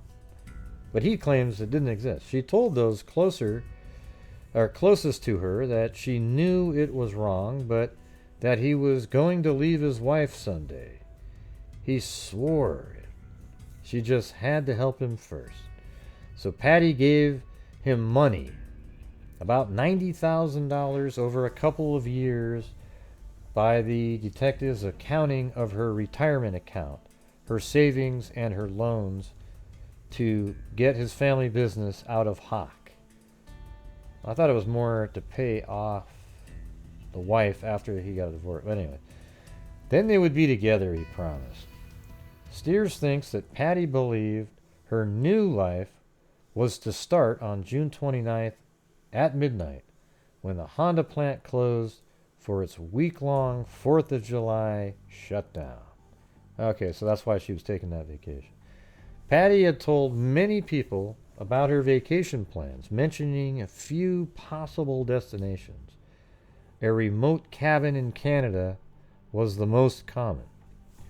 She said her boyfriend had said she wouldn't be able to call home once they arrived because there was no phone service. So basically what he was saying, hey, just don't bring your phone. Probably didn't want it pinged, didn't want people to call. People, I think they knew about cell phone pinging in 2001, I think. That's kind of at the beginning stages, though, of cell phones. Ish, first 5-6 years of it. Because there was no phone service, and that she shouldn't bring anyone with her because they would buy whatever they needed when they get there. She asked Marcia, I think that's her sister, to help care for McKaylee while she was gone. She kenneled her pets, so she was doing all the responsible things. Hey, can you take care of my daughter? I'm going to put my pets in a kennel, and I'll be gone for a week. She asked a friend, LaDonna Wolding, to drive her to work so she could leave with her boyfriend after the shift. Right? But in Steers' mind, this was the most bizarre thing of all. Patti told LaDonna that she was going to have to hide in the bed of her boyfriend's pickup truck for a while until they dropped a buddy he commuted with at home. Yeah, but, I mean, if the buddy lives 140 miles away, what are you going to lay in there for the whole time? God, how could you even agree to something like that? Obviously that wasn't communicated. I actually think she did get into the back of that pickup truck because she's the one that told people about it. Or, yeah, shit, I don't know. I don't think somebody could be that cunning to know that she would eventually be put in the pickup truck after she, like, there wasn't a friend, and he says, oh yeah, get in the front seat. Then he kills her, puts her in the back of the pickup truck, and then just in case he needs to explain why there's something in the back. It doesn't sound right. It sounds like she really legitimately was going to get in the back of that pickup truck.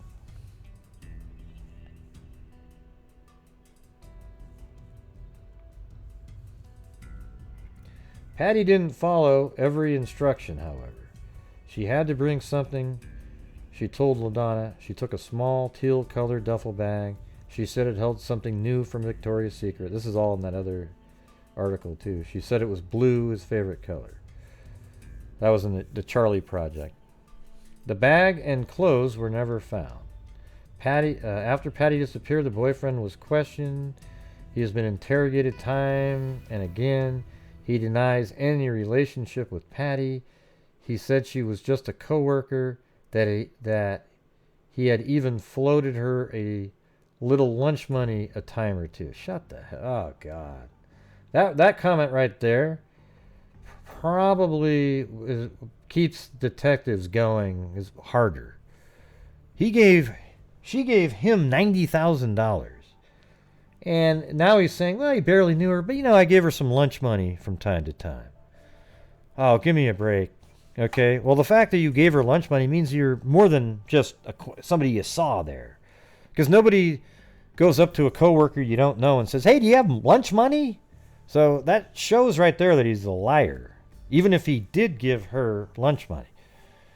You know, because the thing is let me just ask you this. How many times have you been at work and went up to some random coworker that you don't know at all and you just barely knew and say, hey, I need some lunch money? Never happens, okay? Well, Gray, it depends. I mean, I've been really hungry sometimes and it... Oh, God. Please.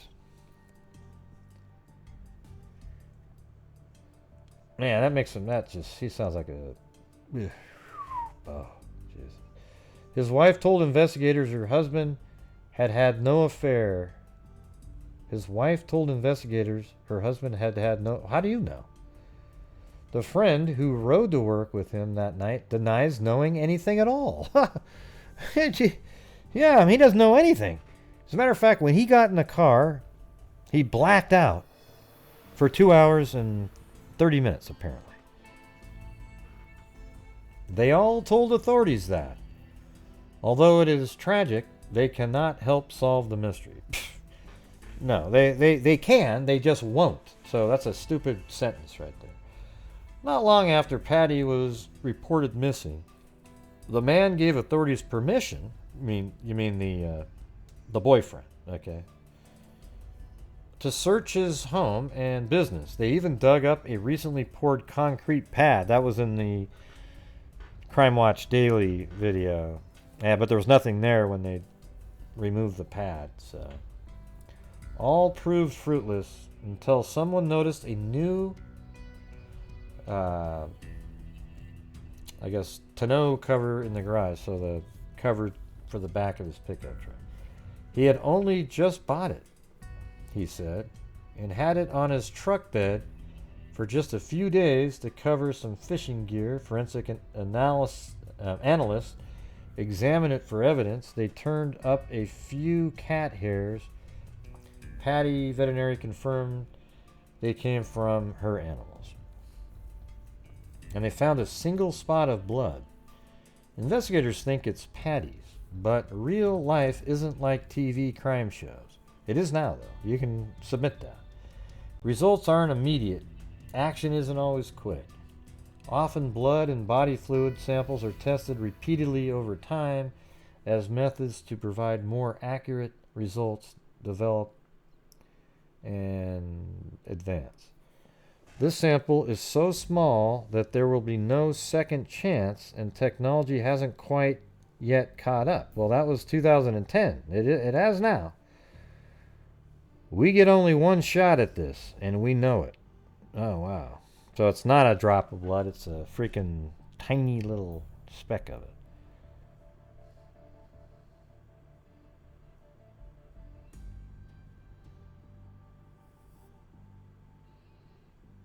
Oh, yeah? Yeah, doesn't seem like... well, here's the thing is, I think they need to check with the FBI now and say, hey, is this enough to get a DNA profile from? Right here. This sample is so small, there will be no second chance, and technology hasn't quite yet caught up. Well, yeah, again, that was 2010. It's worlds beyond that now. So they wait. What Steers really must do is find Patti's body. He concedes that she could be anywhere. It is as if she clocked out and was simply swallowed by darkness. What I would do is I'd find the friend that was in the truck. I mean, here's the thing. I guess it's possible that she sat there quietly in the bed of that truck for over 2 hours, while they even went to Burger King in the drive-thru for 45 minutes, and she didn't once just sit up and go, hey, I've been back here for a long time. I guess it's possible. And then after he dropped the friend off, he then did something with her. I don't think so. I think there was a reason that the friend was in the car, and I think he was helping do whatever they were doing. So what they need to do is lean on one of the friend, and make it seem like they've got something. Although he's probably lawyered up too.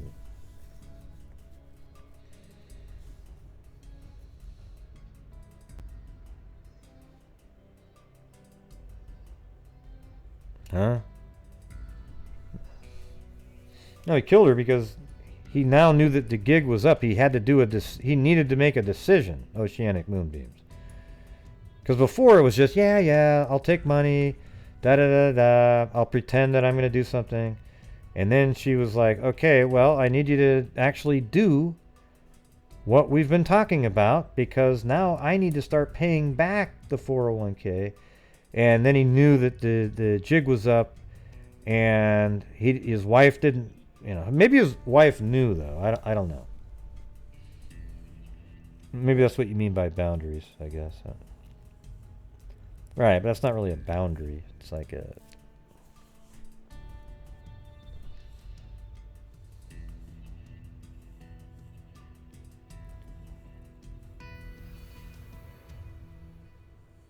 Yeah, I don't know, Gene. Sorry. That doesn't make any sense.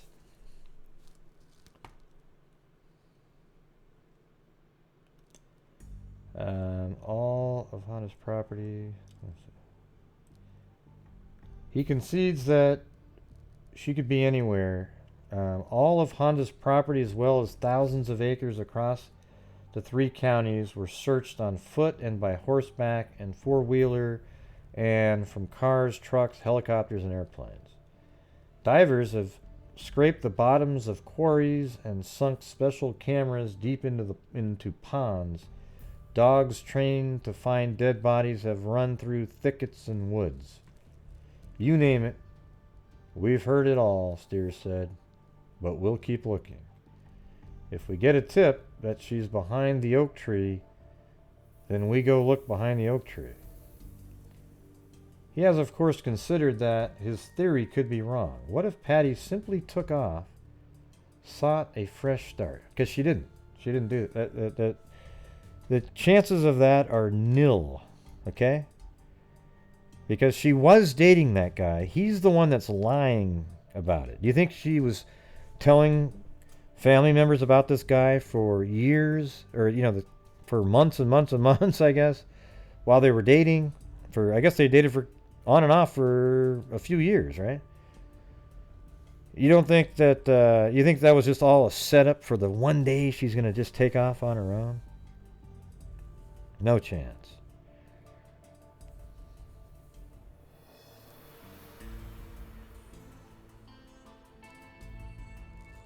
What if Patti simply took off, sought a fresh start? What if the boyfriend changed his mind, dumped her out somewhere, and wandering the dark countryside alone, she was hurt? Ah, God. You know what?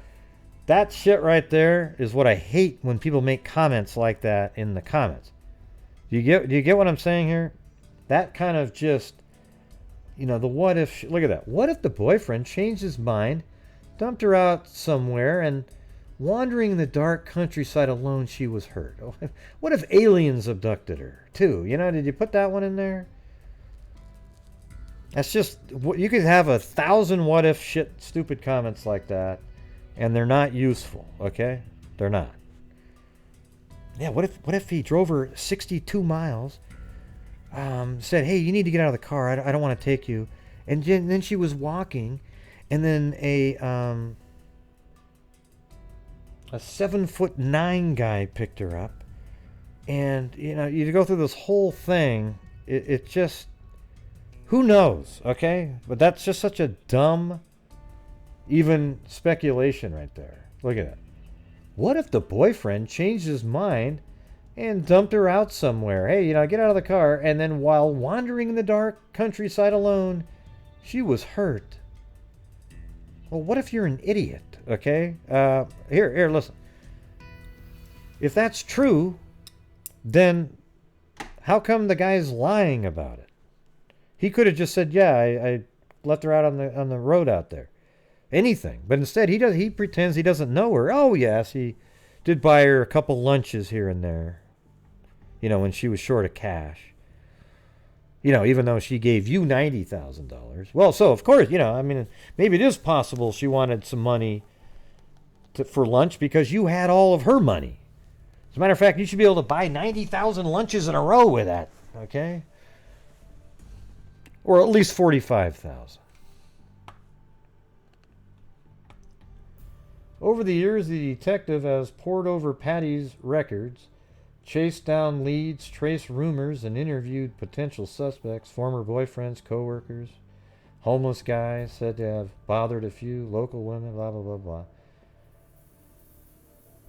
To keep your eye on just one theory, one person would be a mistake. I don't think so at all. I think in this case, it's absolutely obvious. Okay? Now, I don't know what they have in their actual interviews, but he didn't pass his polygraph test. She was in the back of his truck. It was planned out. Everybody, she told her friends where they were going to be going. And even one friend, she said, yeah, I got to get in the back of his pickup truck.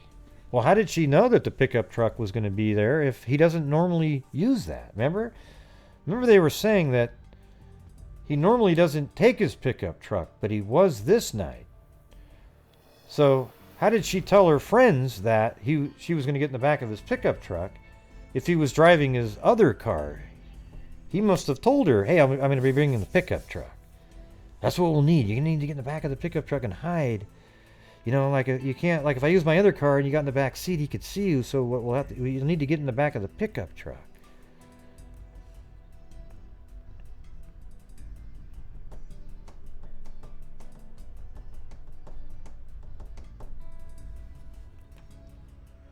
And Marcia, who teaches math and coaches sports at Marion Harding High School and has helped raise McKaylee in her Marion home, searches for peace. She pauses just for a second or two each time she hears a new anchor say a body has been found. She takes comfort whenever it is identified, even if I didn't get answers, someone did. Her heart races whenever her caller ID flashes the sheriff's office phone number. She's grateful the authorities still called to remind her they are working hard. Well, that's pretty cool. I like that. And sometimes, every now and then, see, this sounds like one of those cases where you might have these detectives that have been working on it for a long time, and they're just never going to drop it. And even when they retire, they'll still kind of work it with other people. But at the same time, hopefully they've been contacting the FBI about that little droplet that they have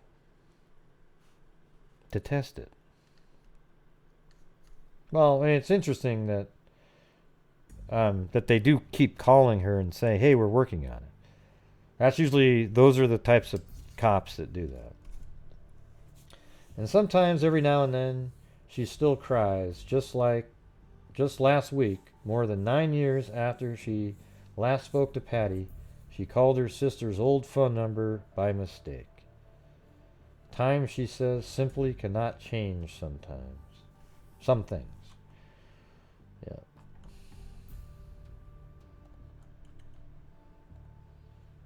Wow. Insane. I think that's interesting. Well, it's mainly interesting because it seems so obvious that it should be solved. I don't know how, whoever wrote that thing, and, these people, if you just get focused on, you don't want to get tunnel vision. No, listen. You guys need to have tunnel vision on this one because it's so obvious. Right? Unless you're willing to say that Patti, or Miss Adkins, however you want to refer to her, if you're going to say that she invented all of that she withdrew $90,000, kept it aside for some getaway fund, and made up a whole story that he was borrowing it, and that she never was actually dating him at all, and came up with the whole story, then, I don't know, it just doesn't make a lot of sense at all. Right, yeah, I mean, the thing is I'm not a tunnel vision person. Like in all the different cases, we kind of just look at the facts and wherever they lead you. But in this case, like Missing just said there, everything, it's just so obvious. unless you believe she invented the whole thing and withdrew. Why didn't she? Let me ask you this. Why didn't she withdraw her entire 401k if she was going to do that? She was never going to repay it if she was going to go on the run, right? Why wouldn't she do the whole thing?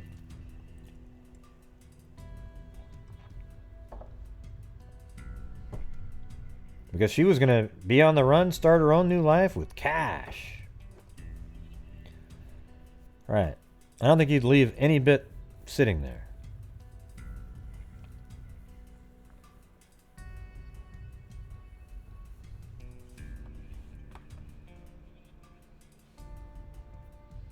Yeah, I think everybody in the family, even the police, like if you watch that that video that I was telling you to watch,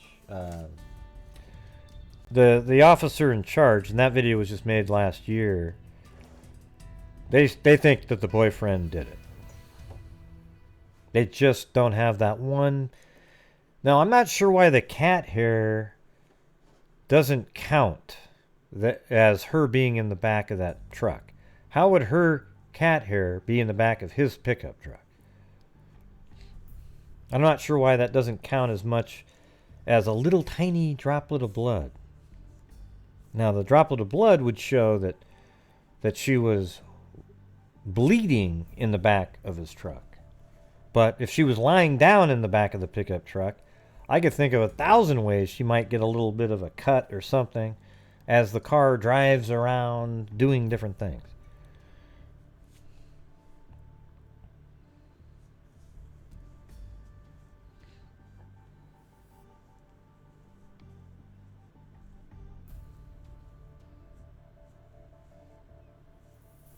Yeah.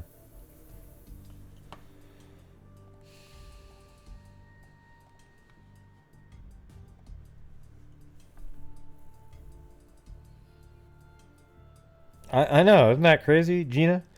Who in the hell would get in the back of a pickup truck like that? All that stuff is weird to me. That she gave him 90,000. She must have really loved the guy, and he might have said, "Yeah, I only have to drive him like 10 miles. It'll take 15 minutes. 15 minutes, and then you can get in the front seat." But if you listen to the story, it sounds like the friend lived in the same town he lives in, which is a ludicrous 140-mile drive. What is he doing working at that place, living so many miles away? I don't think most people would work somewhere where you have to drive 150 miles one way, 300 miles a day. And yet, I guess that's reality, right? Well, shit. Well, we don't even know what the guy's name is, do we? No articles put his name. I'm sure Web Sleuths or somebody like that knows the guy's name. Maybe I'll try to get a hold of a family member or something. Does anybody have any contact with them?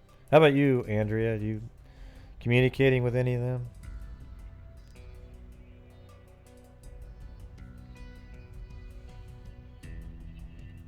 But we better hurry up and cover this case because, you know, those newbies, they'll just jump right on top of it really quick. I know this has already been out there covered. No? Okay. Well, I'll try to watch that show again and I'll see if I can get one of the names. Well, they have the sister's name in here, so maybe I can find her. Yeah? That's his name? Alright, let me check something out. Well, where did you find that name? Like, what makes you think that that's his name?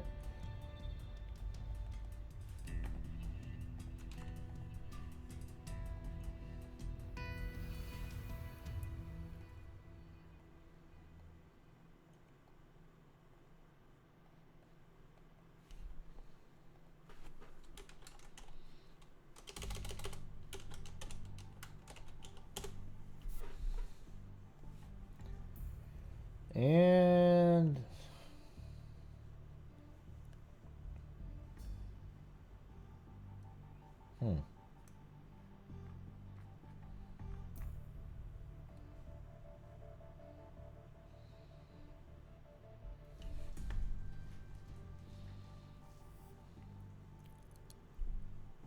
there are people who...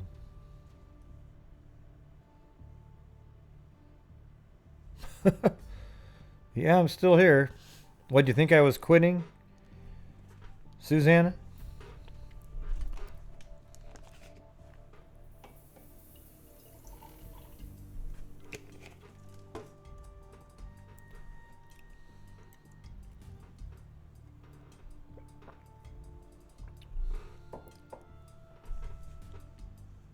Yeah, let me, can you just email me that page, Andrea? Oh, you walked away for an hour? Okay. So, who came up with that name, Gina? So, it's online, okay. What were they saying online? Because I did found that guy's name in that town. And, I mean, that's not a common name either.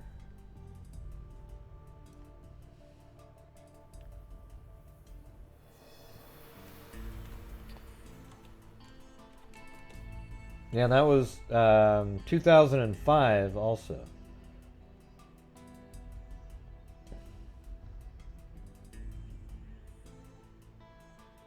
Right. So in 2005 they have them listed. Well, 2001 they had Florida though. But apparently he lived in Canton in 2005.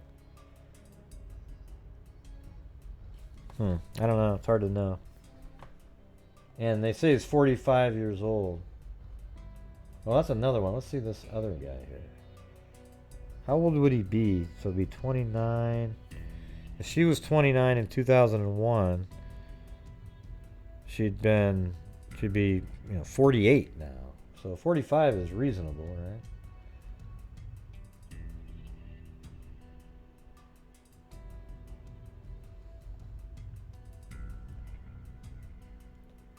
Well, there's one.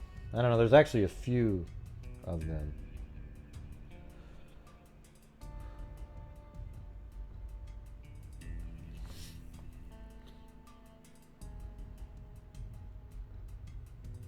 Yeah? Where though, Gina?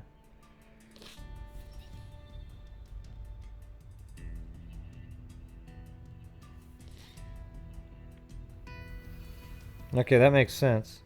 So he's the same age as she is, then.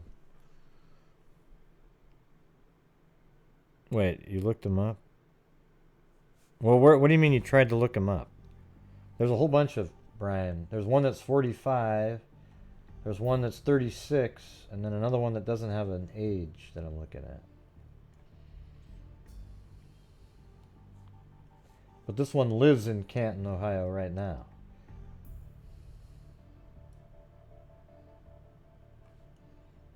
I'm looking on a different screen. Don't want to do the doxing.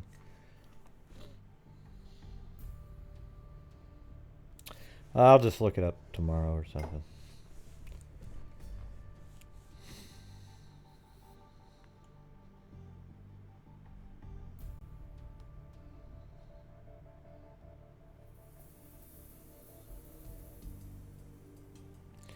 But anyways, I think I'm about done, everybody.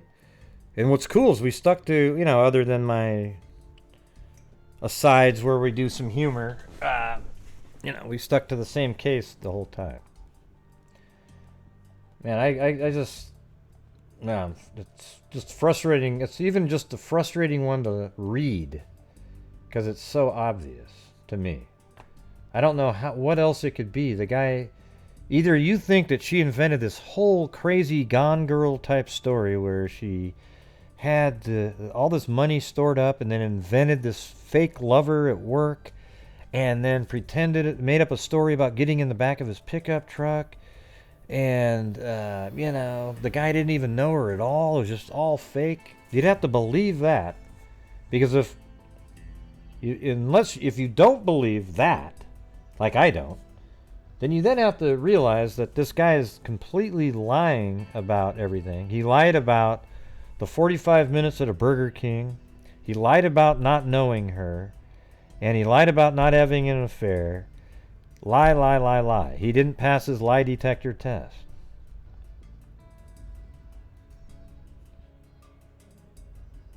I don't really know.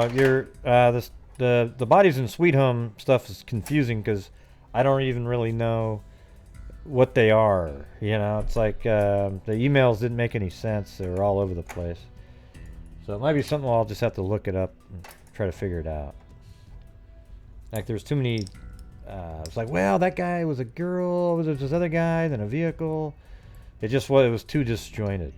I need stuff to be. If you send me stuff, make sure it's all in order. Hey, thank you, Gwen. You have a great group of loyal subs, Gray. We love you. Well, thank you.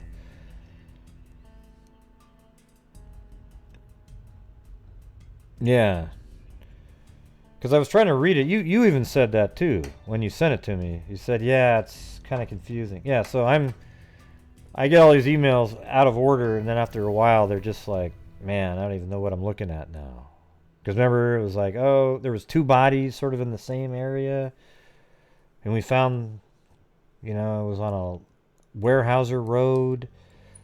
But maybe that was the other one. I thought I was looking at the same article, but there were 2 different people, right? So if you find something that's more specific, and you can sort of denote, this is the one body, this is the other one, then I can probably figure out what we're looking at. Or I can just look it up myself. You just type in Sweet Home Body Found, and there it is.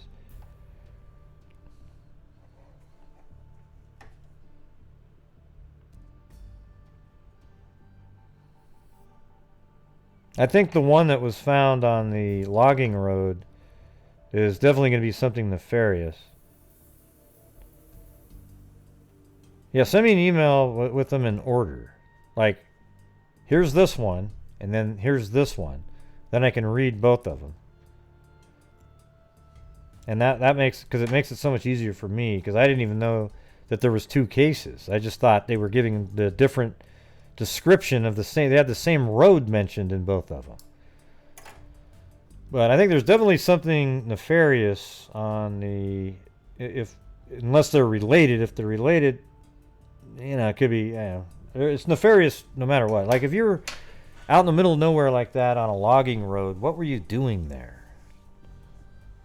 I think that the odds of that just being, oh, I was walking around and got lost is pretty low, but I guess we have to wait for the autopsies.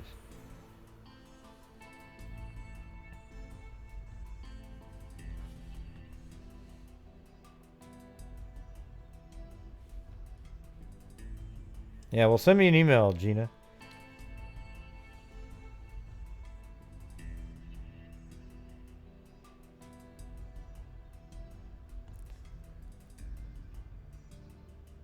Right, I want to see who that one is too. It was 2011 though, trace elements. Remember? I think they said it was a missing person from 2011. Oh yeah, Daniel Oberg. I covered that one time on here. That's one I sort of want to go out there at one point. With my drone or something, just to look around. That's probably in between trace elements where you live and me.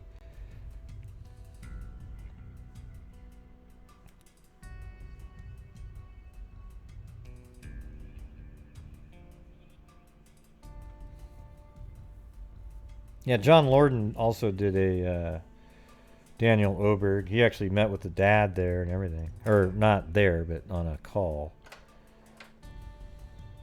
That's a weird one.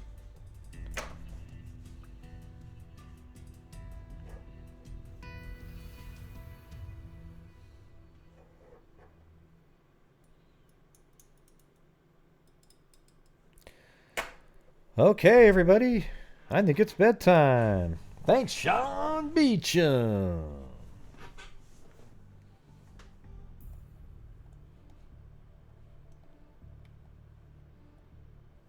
Look at that. This right here is all the stuff that we. That's why I say, everybody, you got to move right here. Live right there. And you'll be absolutely safe. Okay. Except that's where you might find a body in your cornfield. Don't worry about that, though. You won't be the one that dies. Love the freaks, blue heart, see no evil monkey.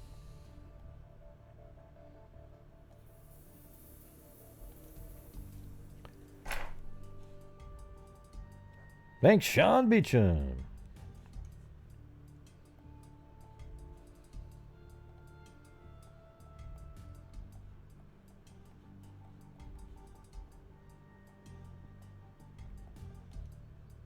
It's hard to know where they got the good maps. Like, I know down here it's always good. See, when you look in the sky here, see that red area? That's the well, let's see if there's some good stuff here. No, it's just, but that's the cool area right there. See? Well,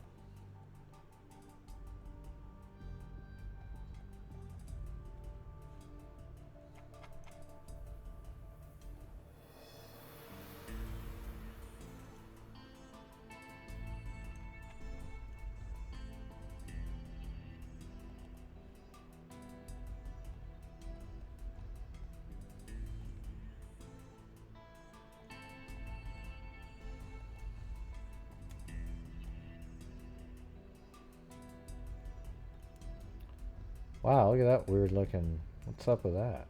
Jesus.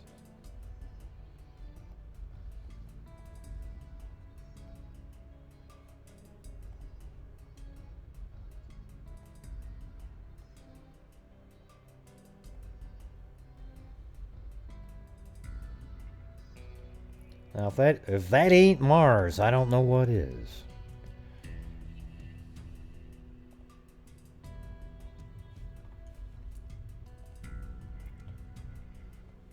Okay, so thank you to Crystal, aka Beaver Gaming Foxtrot, Lanky Tor, Zozo, Bridget Kirby, Lanky Tor, thanks Lanky Tor, Brandy Alexander, Mary Hayes, Stacy M, Gwen, and Sean Beecham. And then I know that there was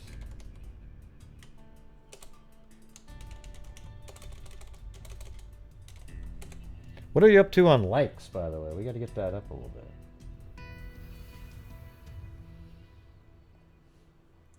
And thank you to Cairo and Terry on Streamlabs. And then, okay, she sent me the, so there you go. Should I fly around in this area? Although that doesn't look like the greatest map, I can just tell by the... How about this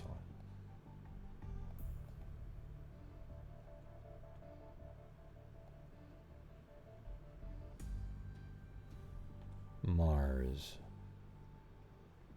Now just 137? That's okay.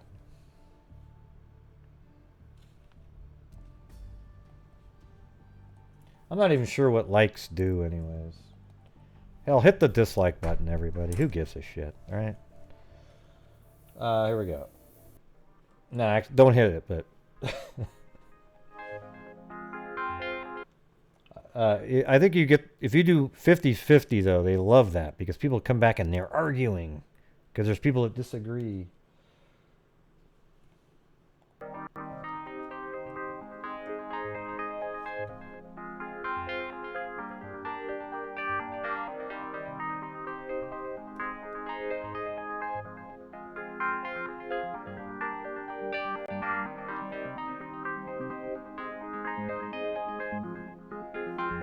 Well, thanks, Oceanic Moonbeams. That's very kind.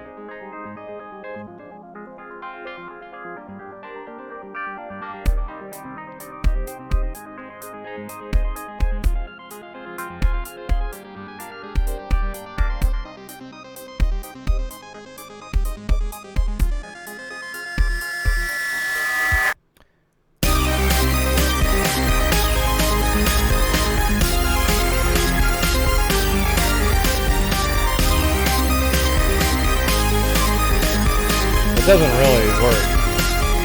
But if you guys want to share my videos, that would be awesome. Thanks, Miss Stiff.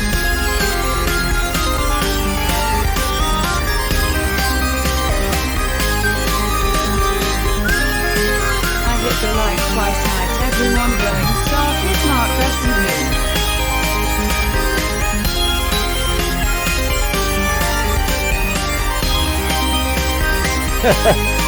She hits it twice. That means she dislikes it. Oh my god.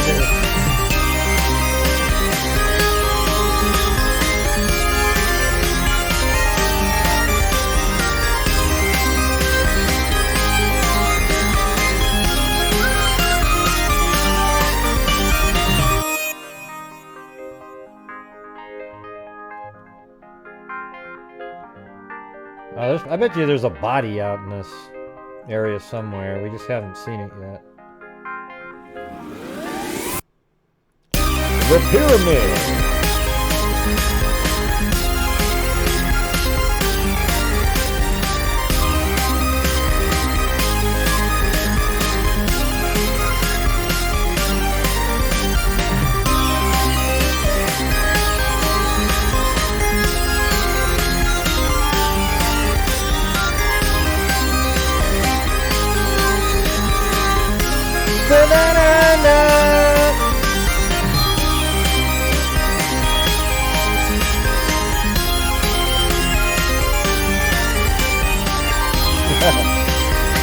Like, dislike. Yeah, like Zozo said.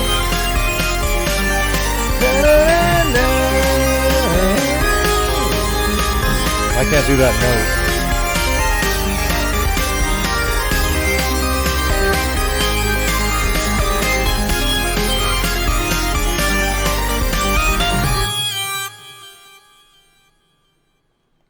I gotta find some more. I gotta go. Now I just have to go back to my favorite spot. Oh, it wasn't far away, it was just right there.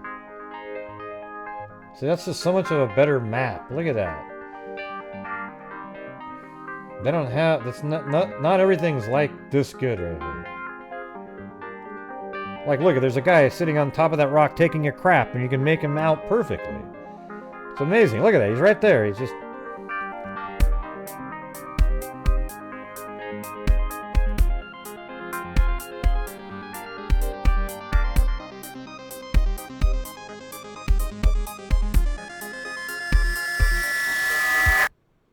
What the hell is this?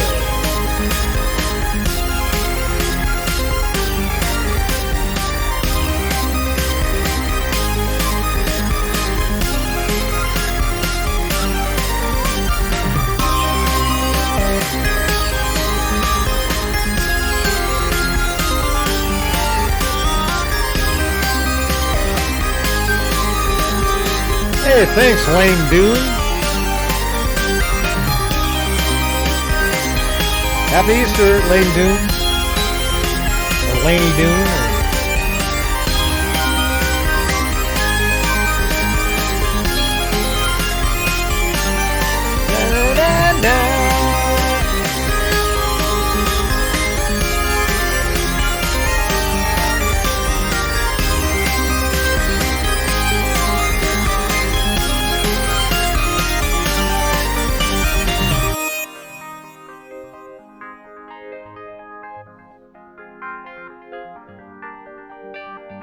Wow, look at that little hidden little area there.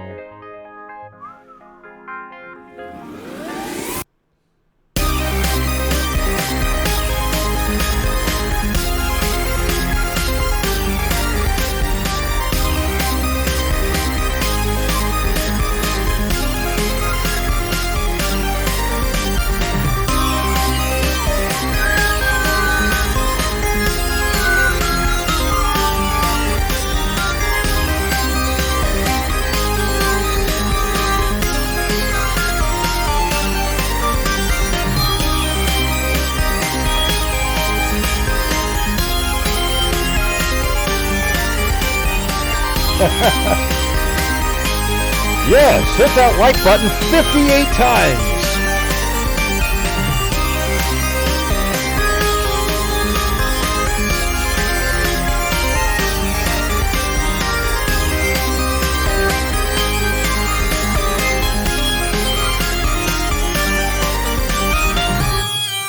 Okay, one more time. I know. Just right before Easter. We'll just do it one more time. 3 of them.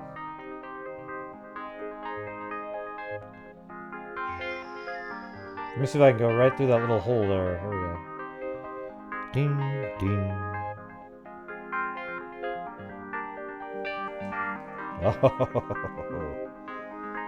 Oh yeah.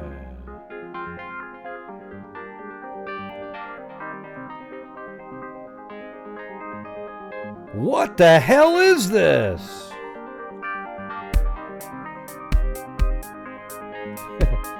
Whoa, that was inside the mesh right there. You see that?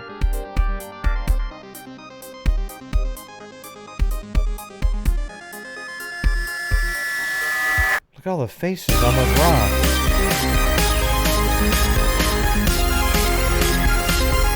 See, 2 eyes, a nose.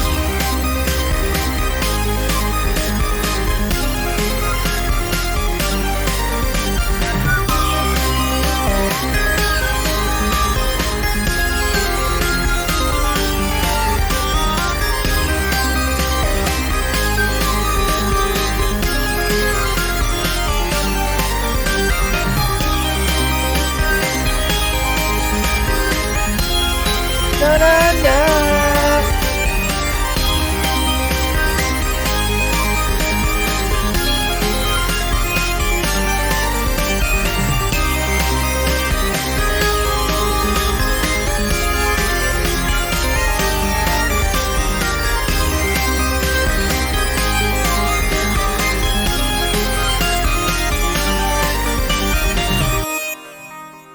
I like that part right there.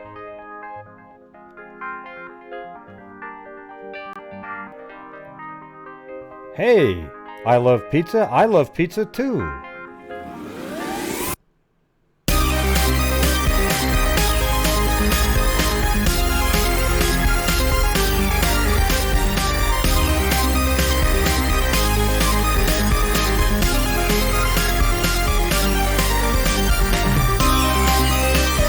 Oh God, that sucks. Wait, what's your daughter's name?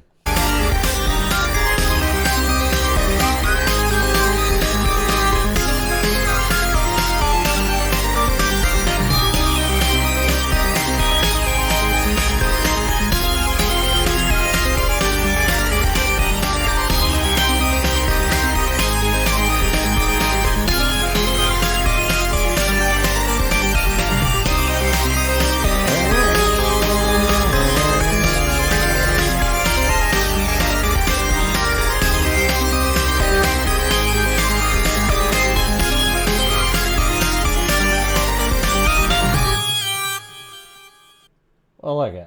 You can't love pizza if you don't like pineapple on it, okay?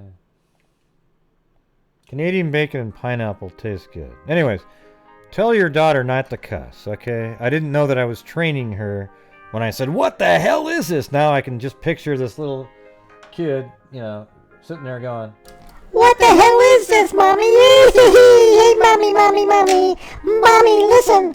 What the hell is this? Yee! Hey. Don't cuss. Okay, Selena, do not cuss. Alright? That's just what I'm saying. Maybe later in life you can cuss.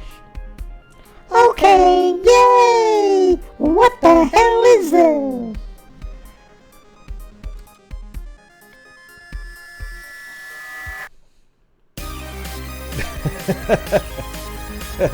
Now she's like, oh my God, that was scary. I don't know I love pizza, but I'm already tired of you on this channel, so we're going to have to say goodbye to you.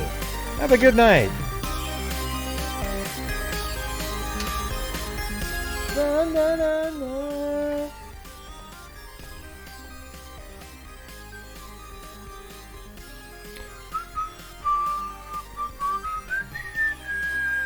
I mean, we all love pizza and everything, but I love pizza, okay? Just all over the place. Yeah, try to fit in every once in a while, you know what I mean?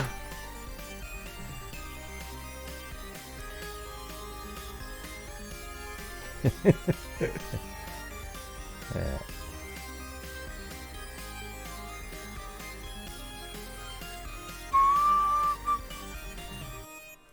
Let's see if they want to say something. There's not many things sweet and savory, but hands down, chicken and waffles is the best. Okay, great. That's fantastic. That's wonderful. That's really interesting. Let's all talk about what I Love Pizza likes to talk about. All right, have a good night, I Love Pizza. Maybe I'll let you back on the channel next time, okay? Have a good night.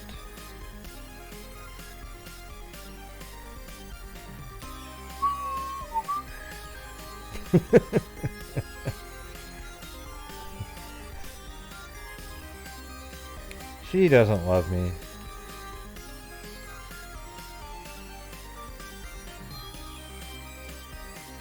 Yes, I'm mean. Wait, Gray, wait. Oh, what? Oh.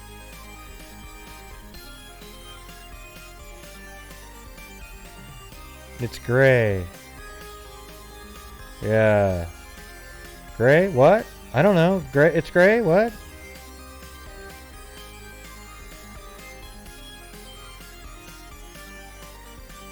Never seen her before in my life. I Love Pizza. Never seen her.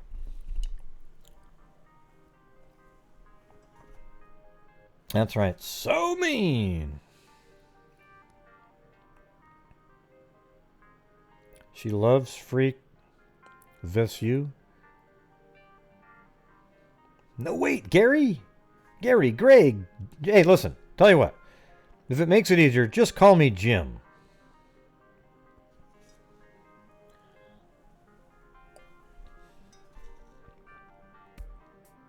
Yeah, just go ahead and call me Jim, all right?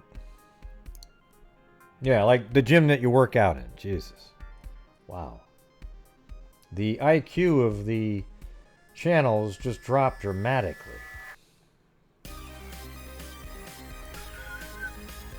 Yes, and back to you, Jim!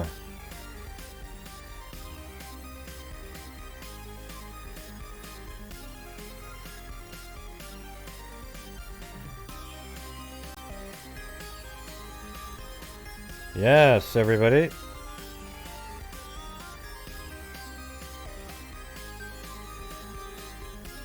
You know, this one lady, she sent me, you know, after the show, she said, oh, I'm a nurse, you know, and she said, oh, yeah, I'm a nurse. And then I said, oh, okay, well, I don't, you know, I've never seen you before, but I'll send you a mug and everything.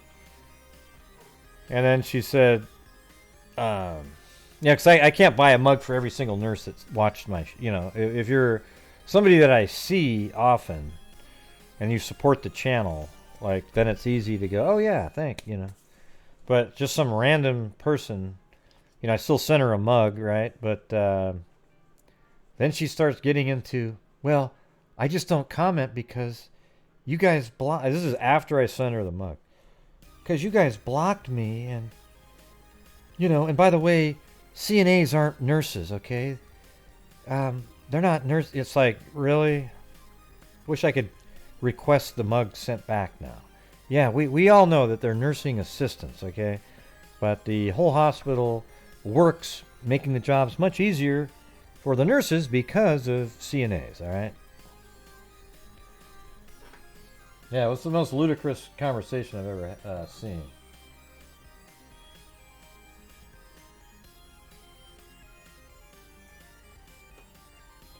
Yeah. Here, I'll read what it said.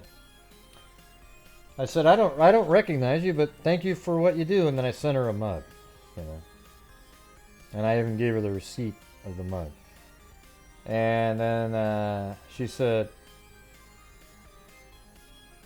thank Gray for responding. I don't give a lot of info online. The disasters that can transform are too many. I am a faithful viewer, but somehow I ended up making you mad at me. You flew off the handle one evening and called me an idiot. I went on defense.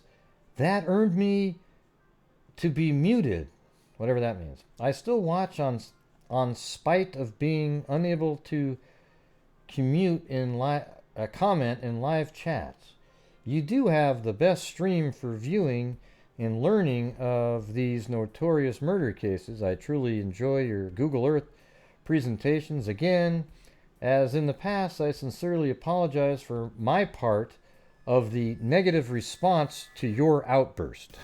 So she's blaming me. Okay, like I guarantee it that you did something first for me to call you that. Okay, I never just see somebody go, "You're an idiot."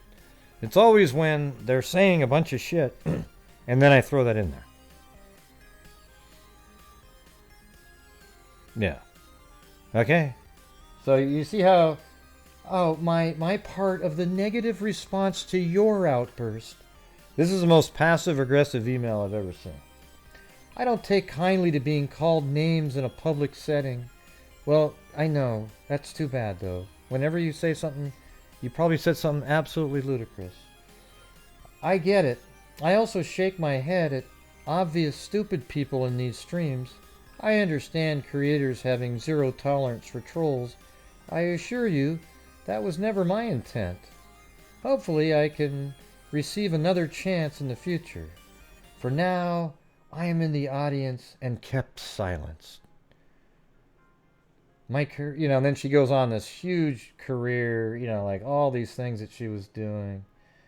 Oh, yes. And at the very end, I will close now, but thank you for acknowledging my profession in this war against COVID-19. I also respect the supporting departments that keep these squeaky wheels turning. Hopefully, see, that would have sounded cool, right?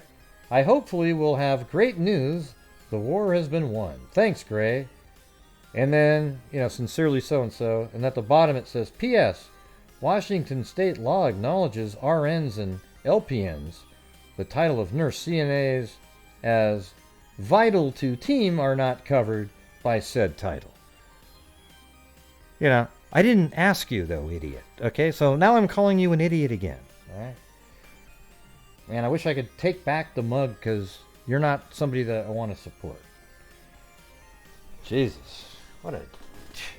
it's like knowing my wife's one, too, right? So it's just...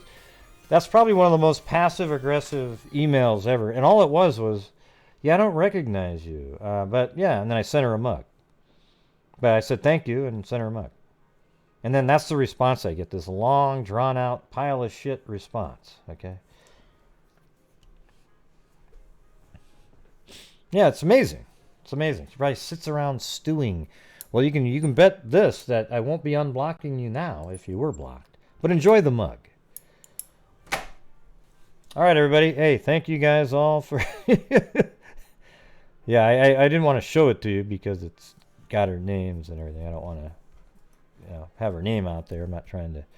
But that's what was said. What I think is funny is whenever you do that, they go, "You called me out on your show." No, I never mentioned your name once. I just read what you wrote. Okay? It was ridiculous what you wrote. And then, oh yeah, I forgot to say what I wrote back. Let me do that part. I know I'm doing some drama right now, but it was just really frustrating.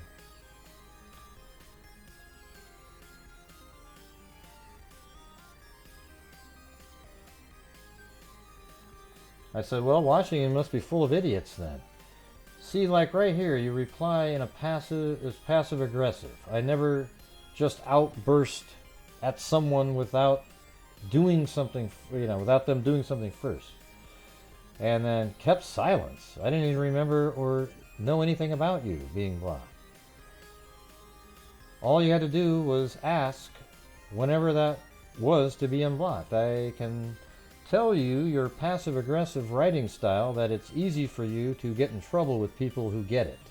Lots of people don't detect it and thus accept it. I don't. And yes, CNAs are nursing assistants. They assist nurses. They do the grunt work and the hard work. That's a fact. Without them, your life would be much harder. So in some ways, I respect them more. Have a great day. Okay? Alright, so anyways, that was my response. I respect all the nurses and everything, but I had to get that in there. And plus my wife's a CNA, so.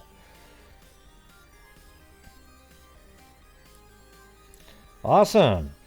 Yeah, so a lot of the mugs are going to get out there. I think they're more like around the 14th or something. I don't know why they have different dates like that. I know, it just really pissed me off a lot. You know, just after I sent her a freaking mug, too. You know? And you come back with that passive-aggressive bullshit? Wow. It really is. It should be a classification. Trace elements. Like, it's passive-aggressive behavior should actually be its own sort of, you know, DSM-5 classification. Like, it should be called passive-aggressive disorder. You know, people who just cannot quit insulting people in a subtle way where some people won't understand, and then they can try to back out of it. No, I said it was, you know. It's insane. Oh, cool, Sassmare. Well, hey, I sent you 2, because you said your husband was 1 too, right?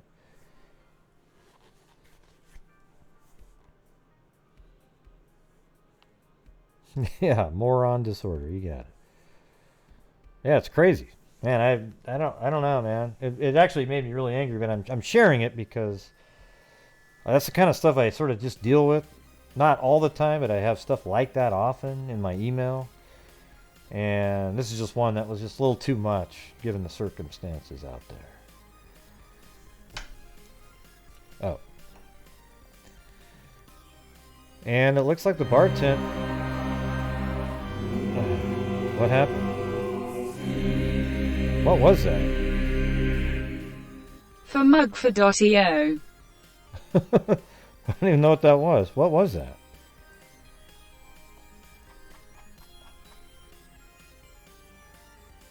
I didn't even see anything come on my screen. Did you guys? Man, that's weird.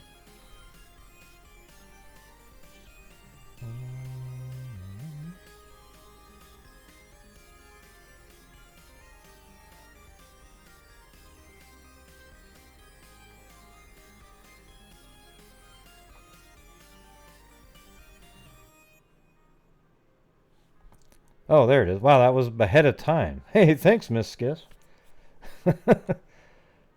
Yeah. Was Dadio a nurse too, or what? What is she?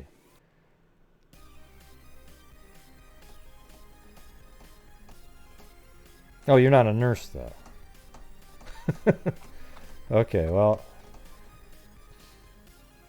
send me your address, Dadio Caspian, you know, if you really wanted one. But the thing is I was just doing it for the nurses. And now if I say, hey, I'll get you one.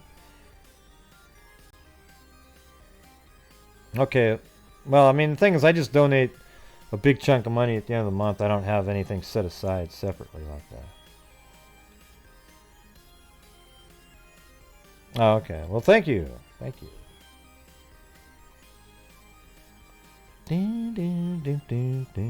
Yeah, there goes Lori.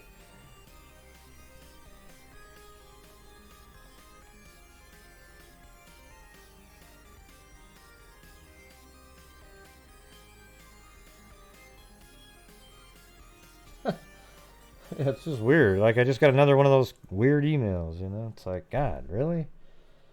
Just right during this, another weird one. Yeah. Crazy night, crazy night. It's the bewitching hour, apparently. All right, everybody. Thank you very much for showing up tonight. Thank you all for, you know, contributing to the channel. I hope you thought that was an interesting story. I did, and I think that's one of those ones that needs to be just solved, stat, you know, like, hello, it's not even one that you need to solve. It is solved. It's obvious. Okay, the guy just swindled a girl out of a ton of money, and when the shit was going to hit the fan, he killed her. And just claims he didn't even know who the hell she was. That's why he was probably trying to keep it really secret at work. You know, but a lot of people at work knew that they were dating. So I don't know how he's able to pull that off. I guarantee it, if you put this in front of a jury, it'd be close to a conviction. It would be close. Minimum would be a hung jury. And then you could just keep it going and going and going.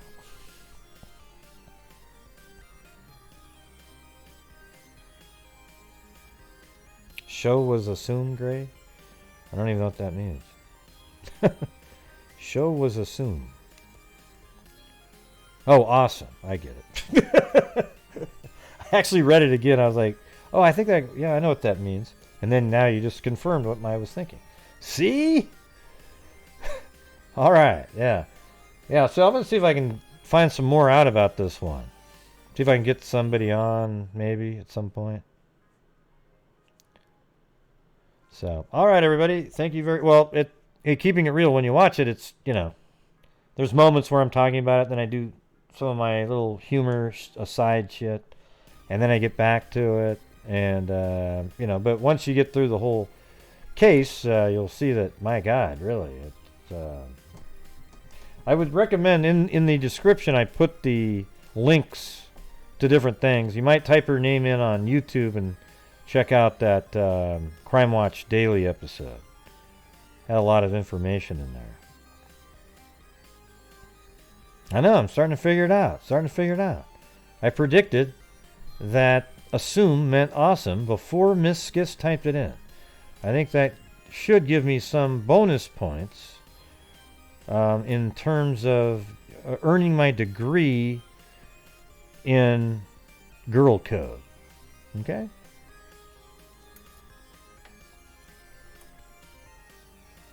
A Floby. Yeah, Floby mug. I make a mug with a drone cutting hair. Because everybody's saying, oh, look, I'm using a drone to walk my dog. Really? You look like an idiot. If that drone touched your dog, it would kill it, okay? So now we need drone to cut your hair. Let's use drones for everything. You know? You're sitting on the toilet, a drone flies by, it can act as a bidet.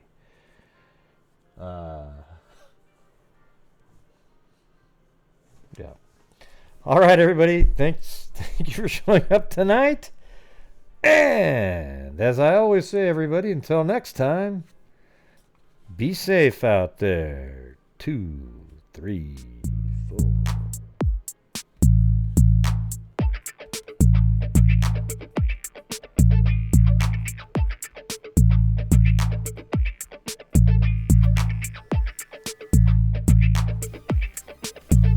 Let me turn down that music. It's a little loud. There we go.